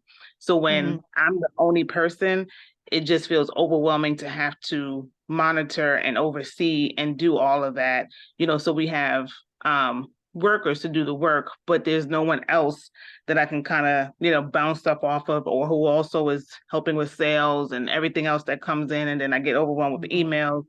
And so that's another thing that kind of leaves stuff on the table. Like, I'm literally talking to you and typing an email with a hotel. And it's just like, but I know that, I'm like, gosh, are we really ready to do another one type of thing? So. That's so good, Hyacinth. So the four questions that we ask, right, as we're thinking about income is one, how will we charge, right?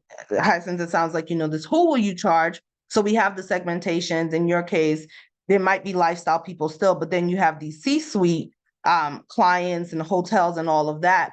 But then another question that we could ask is, how will we price? So I've seen clients, and I've been in situations where the income is what's funding the scaling.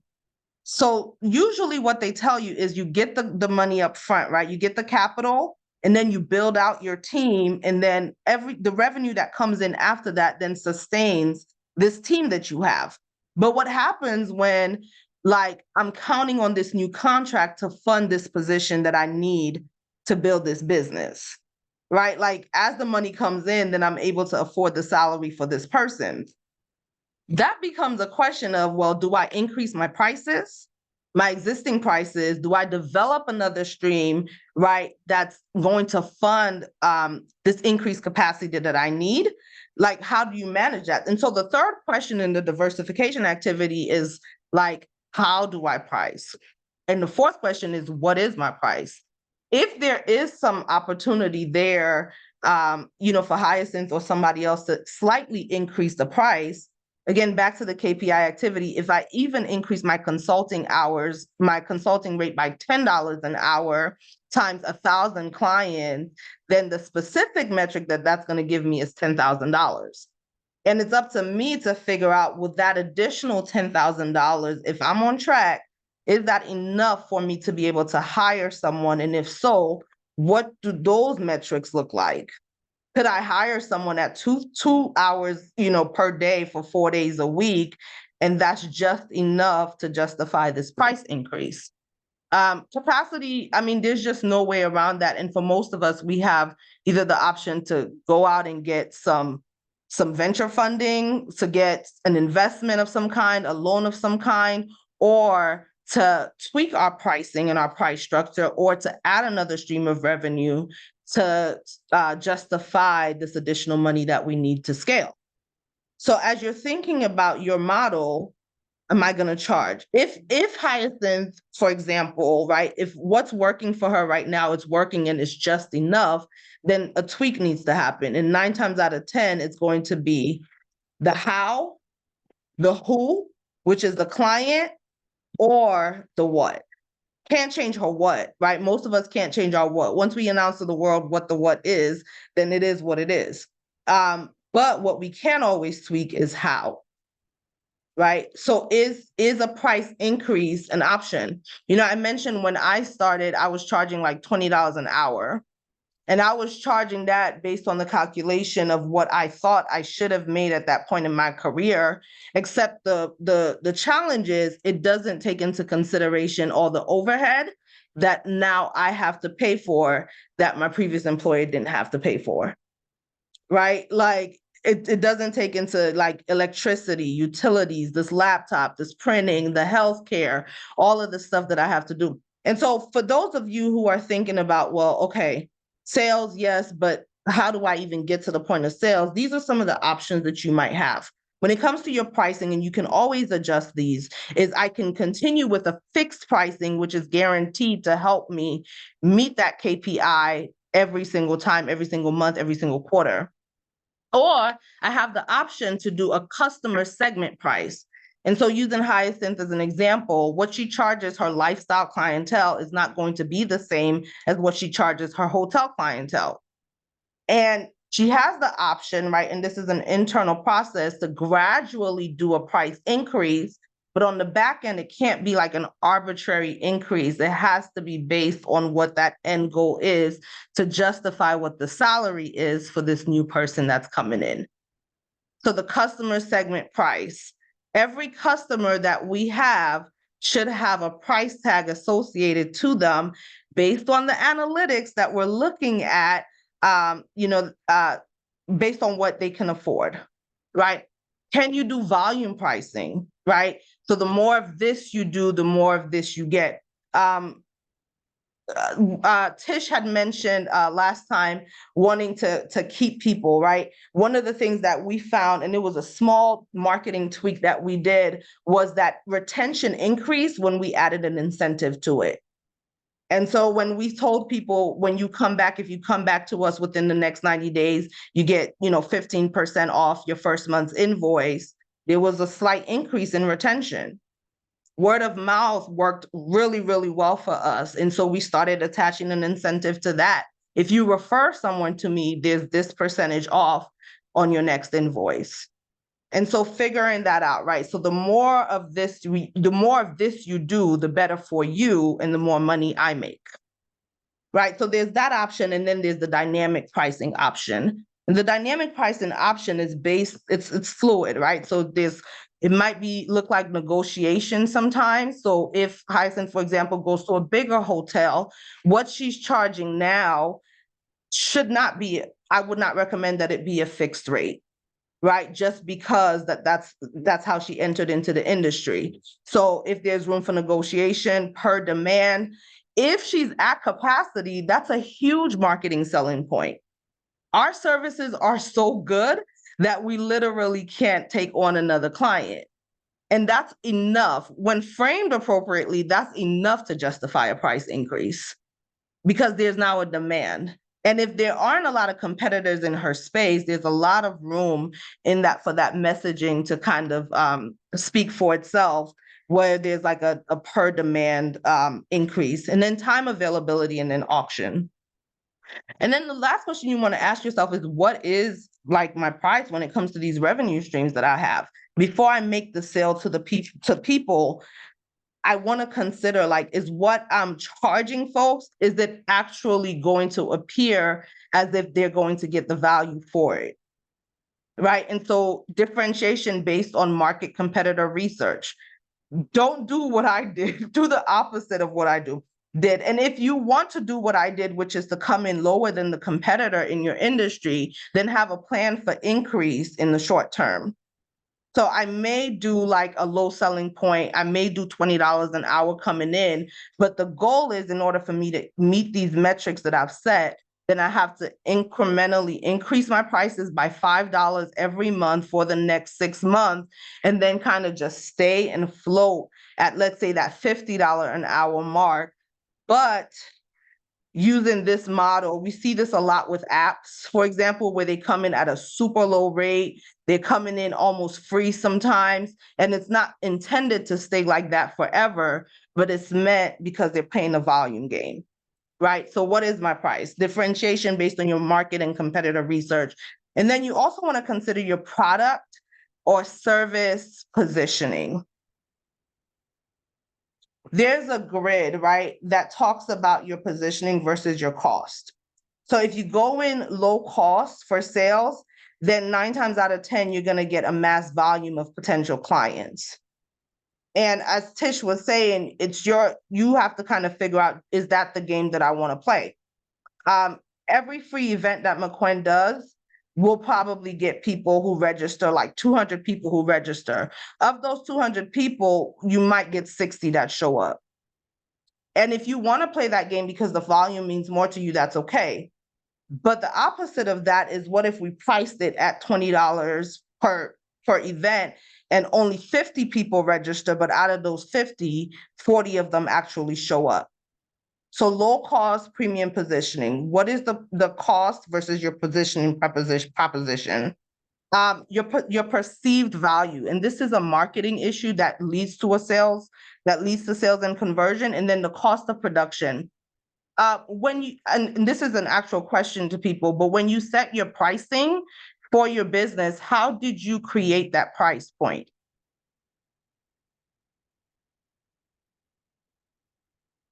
Like, how did you come up with your hourly rate or your product price?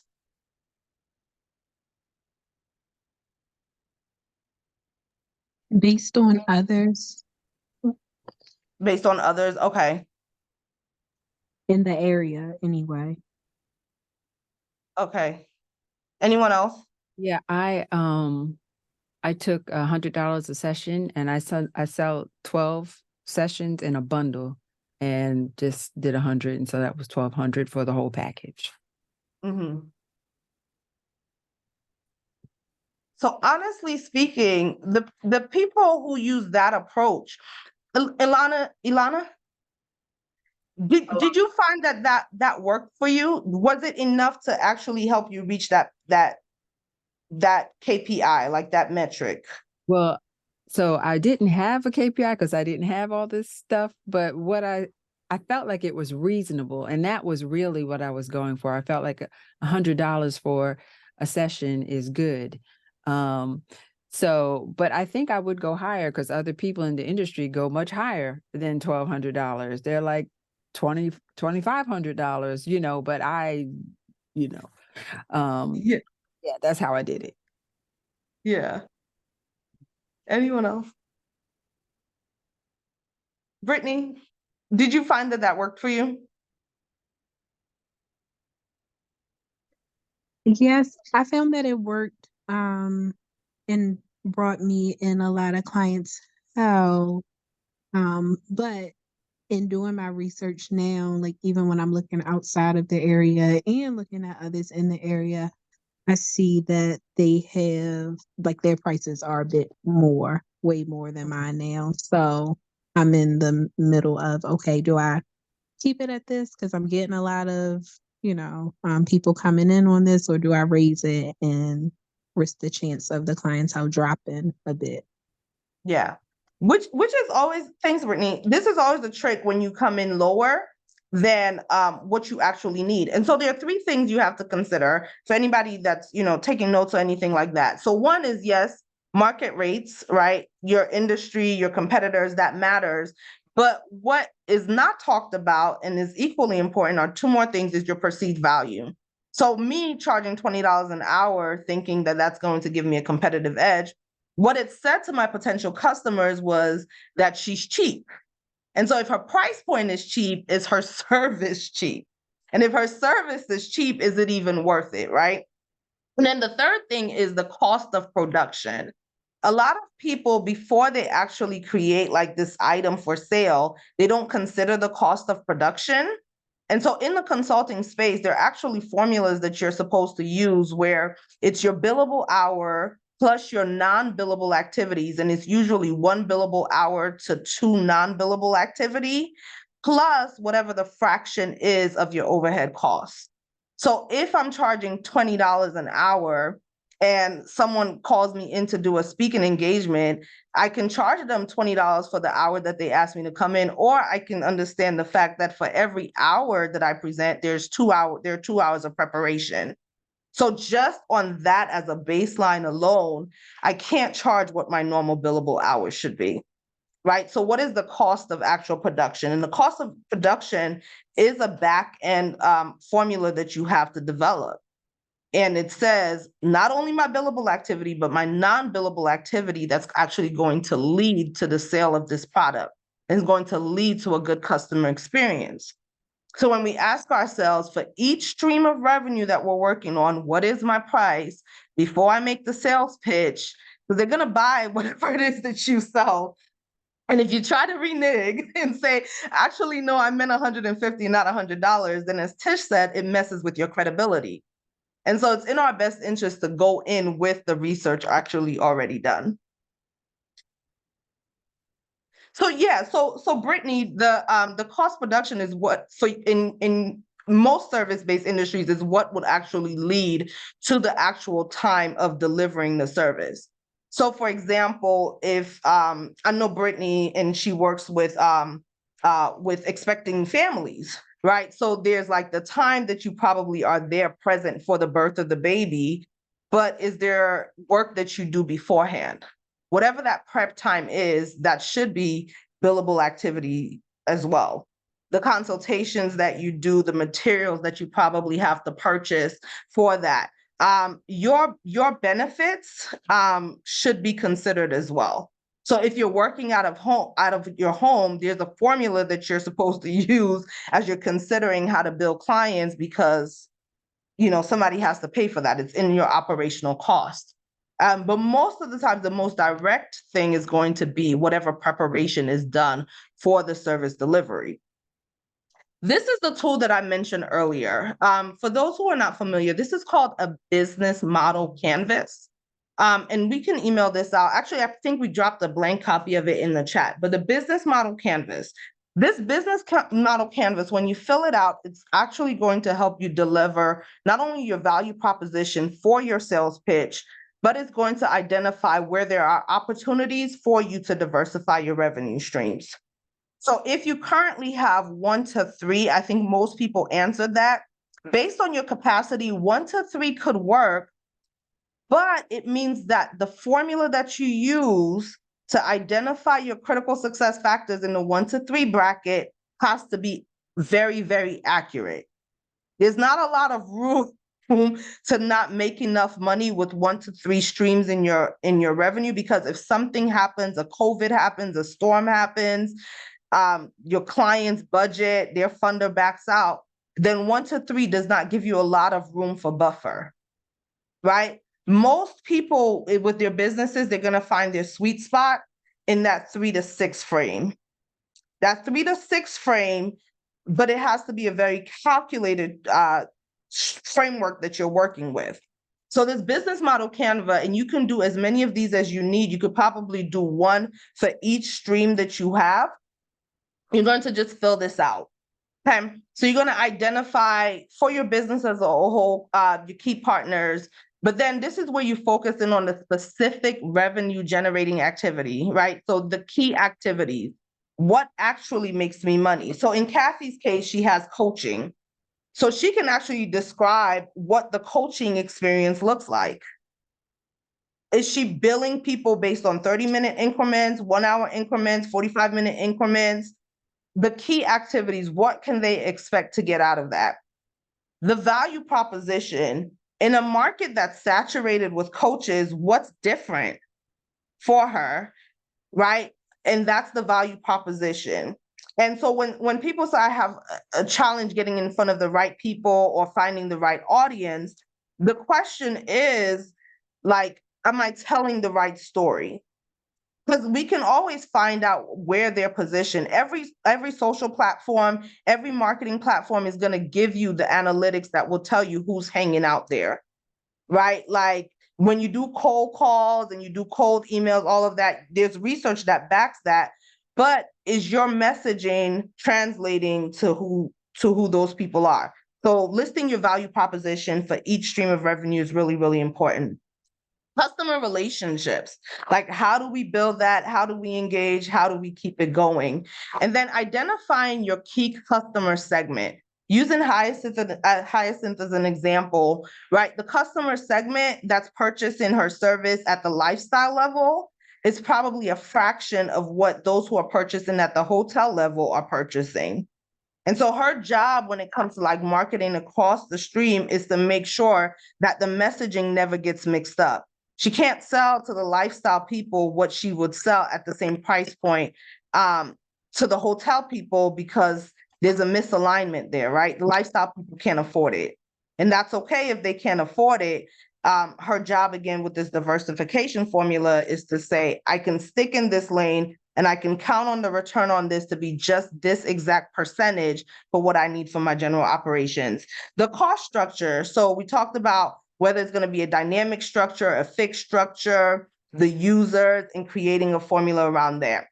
And then the revenue stream, the environmental cost. So, to Brittany's question, this is where you start to ask yourself, for someone who's doing coaching, let's say virtual coaching, you have to consider the fact that you're operating out of your home. You have to consider your Zoom subscription. You have to consider your Calendly subscription. You have to consider all of these factors that go into determining that billable hour, that billable rate that you have, right? If you are a product-based business, like you are a store, you also have to consider things like utility and parking, right? And incidentals, right? Insurance, if somebody comes into your store and they slip and they fall, right? Like, what is the percentage of that hourly bill that you get that's factored into how you are pricing your product, right? And then the societal benefits and the environmental benefits, and that can actually, depending on how you frame it, can actually lead to your value proposition. And the task tonight is for you to figure out, okay, I have these 3 current streams of revenue. Based on my calculations on what critical success factors and KPIs are, I may not be able to meet my ideal goal with these existing streams. So I need to add 2 more streams that are going to make for the difference. Or I can make this work, but I do need to have a pricing adjustment. And this is what my plan for this adjustment could look like. When we had to do a pricing adjustment from $20 an hour, we realized that that's not something that you do overnight, right? And so there's a back end strategy that goes to what that incremental increase could look like. But then when we did the calculation for our critical success factors, we found, let's say, for example, $50 an hour was our sweet spot. And so let's say $10 an hour every 30 days, which is still too much, is a shock to your clients, would mean that we actually would not even get to break even point, much less profitability for at least another 5 to 6 months. And so you have to, again, kind of do the back end, starting with this formula here with your KPIs. Any questions, thoughts on this?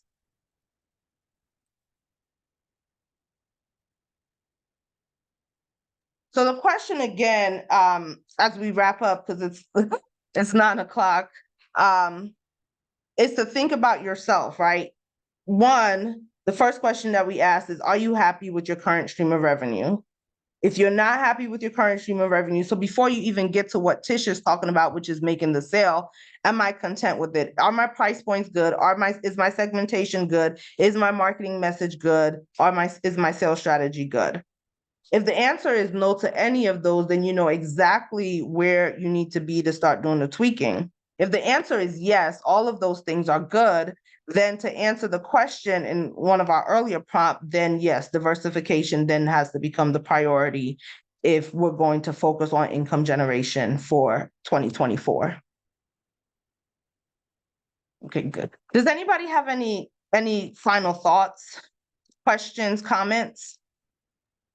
Yeah, that was pretty good. Thank you for breaking that down. I never even thought about like even something as small, well, not small, but like the subscriptions or even like the cost of working out of your home, and things like that. Like those little fees that I didn't think about. So thanks. You're welcome. Yeah, those are important. And, you know, that's why for those who are in service-based spaces, the coaching spaces, we don't have to tout around like, oh, this is billable, this is not billable. When we came up with our first contract, we put in their language that says administrative support, for example, is not billable. So like a phone call to the client wouldn't be billable unless it was a coaching call. But on the back end, you know exactly what is billable activity. Anything, my rule of thumb is if it's going to cost me more than 10 minutes of my time for the provision of the service, I have to bill you for it, right? And so, you know, kind of figuring out what that looks like. And again, the formula, because the subscriptions cost, the time cost, all of it costs money.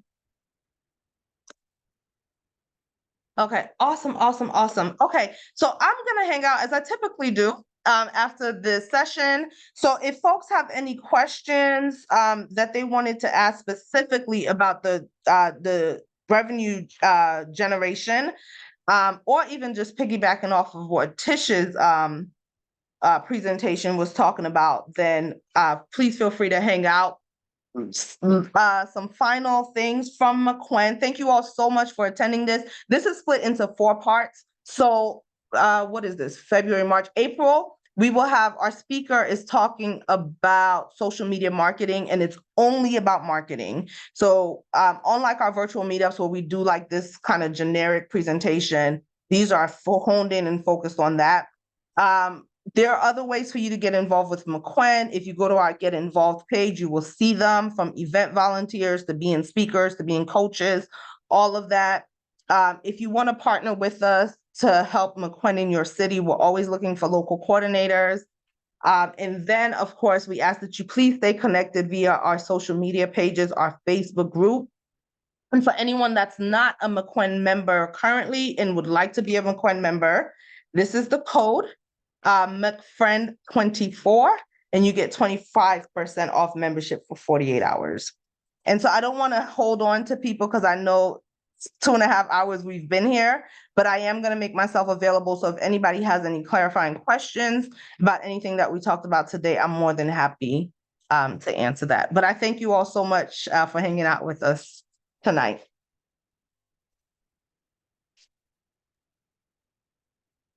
You mentioned that on a previous call, you guys had 7 things you had to do before you got to the call or the sales. You have that list? Is that something you can share, or?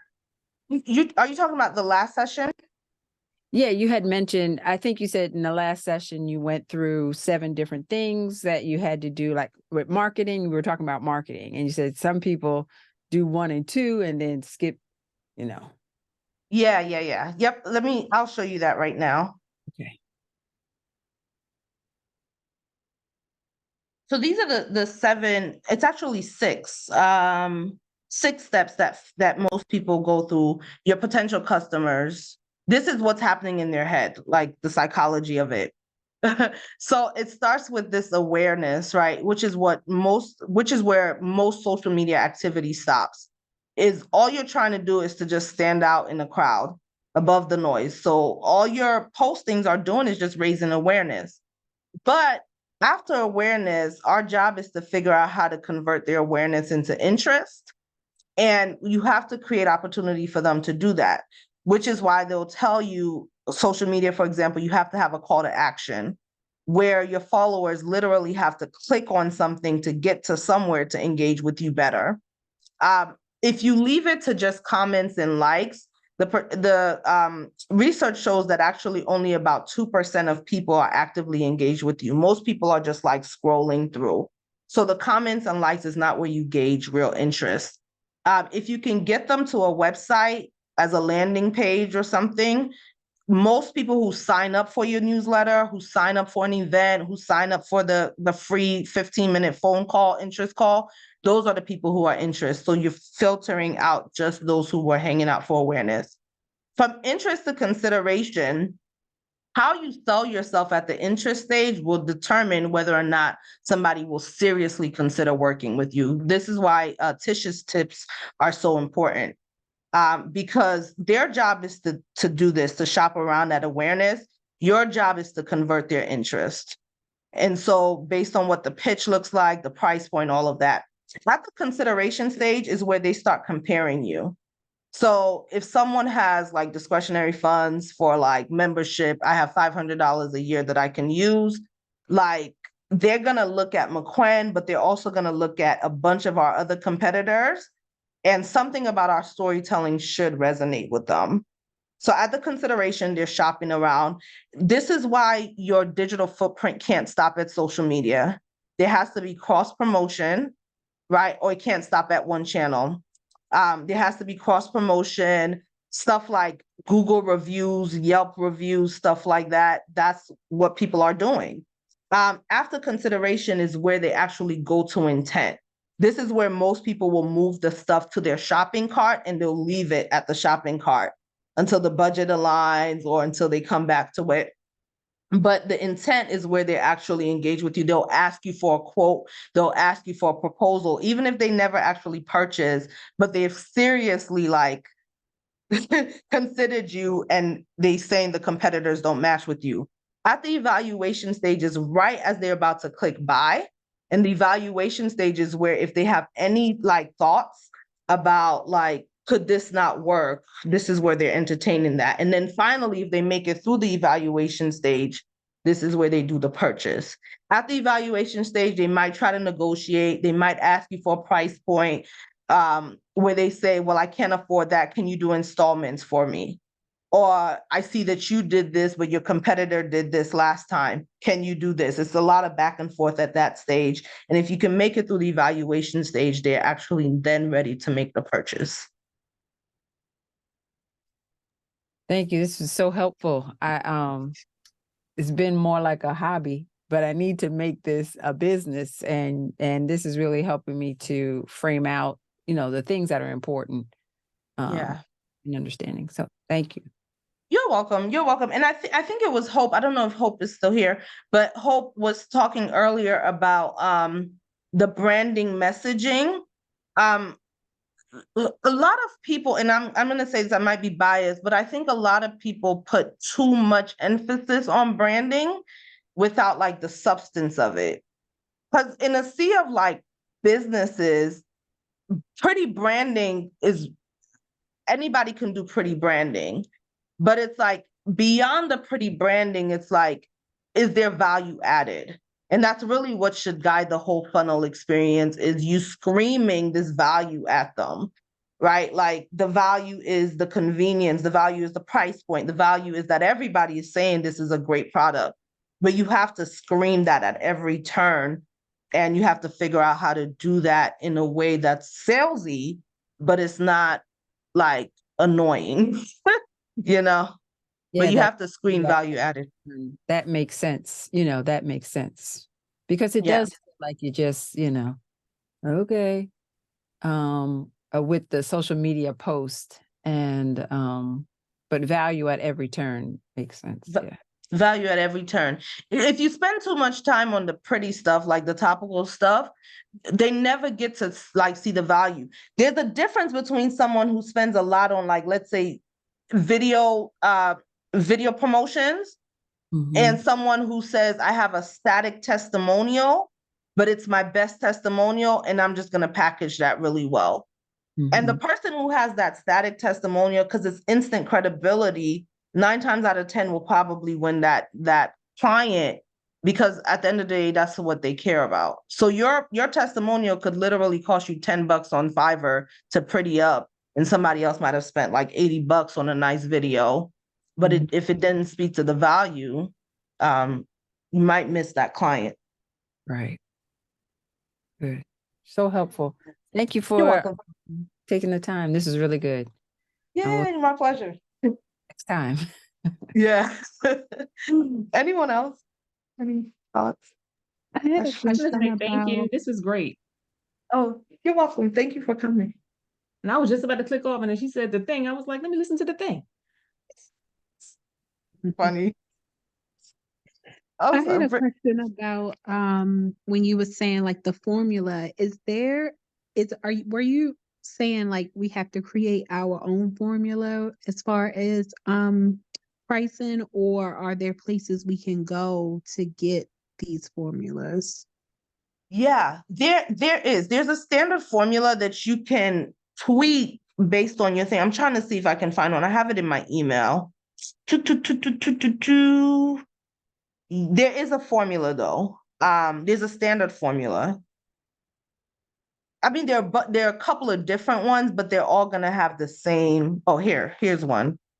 That you can use. And again, some of this is based on your industry. But a couple of things that it wants to consider is, one, what your variable costs are, right? So the things that are gonna change, what your fixed costs are, the things that are not gonna change, like your subscriptions, your time, like the worth of your time. And most people are gonna base the worth of their time based on industry standard, but what's gonna change are those variable costs and those fixed costs. So materials, equipment, overhead like utilities, rent, those things are not going to change. The variable cost, sometimes that stuff is industry related, but I'll get the exact formula for you, Brittany, and I can send that to you. Okay, thank you. You're welcome.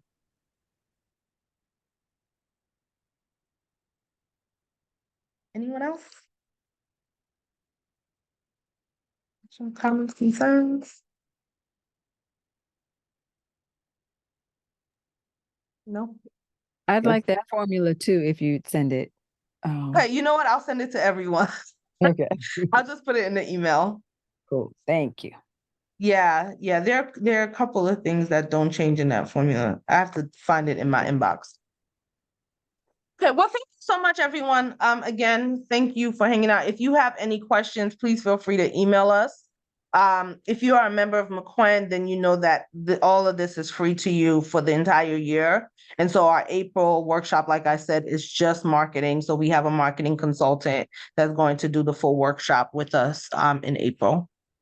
So please take advantage of it. And then we have our in-person meetups that are happening next month, 14 cities. So if you are in any of those 14 cities, we hope to see you. And we pray you have a blessed weekend. All right. Thanks for everything. All right. Thank you. Good night, everyone. Yeah. Good night. Right.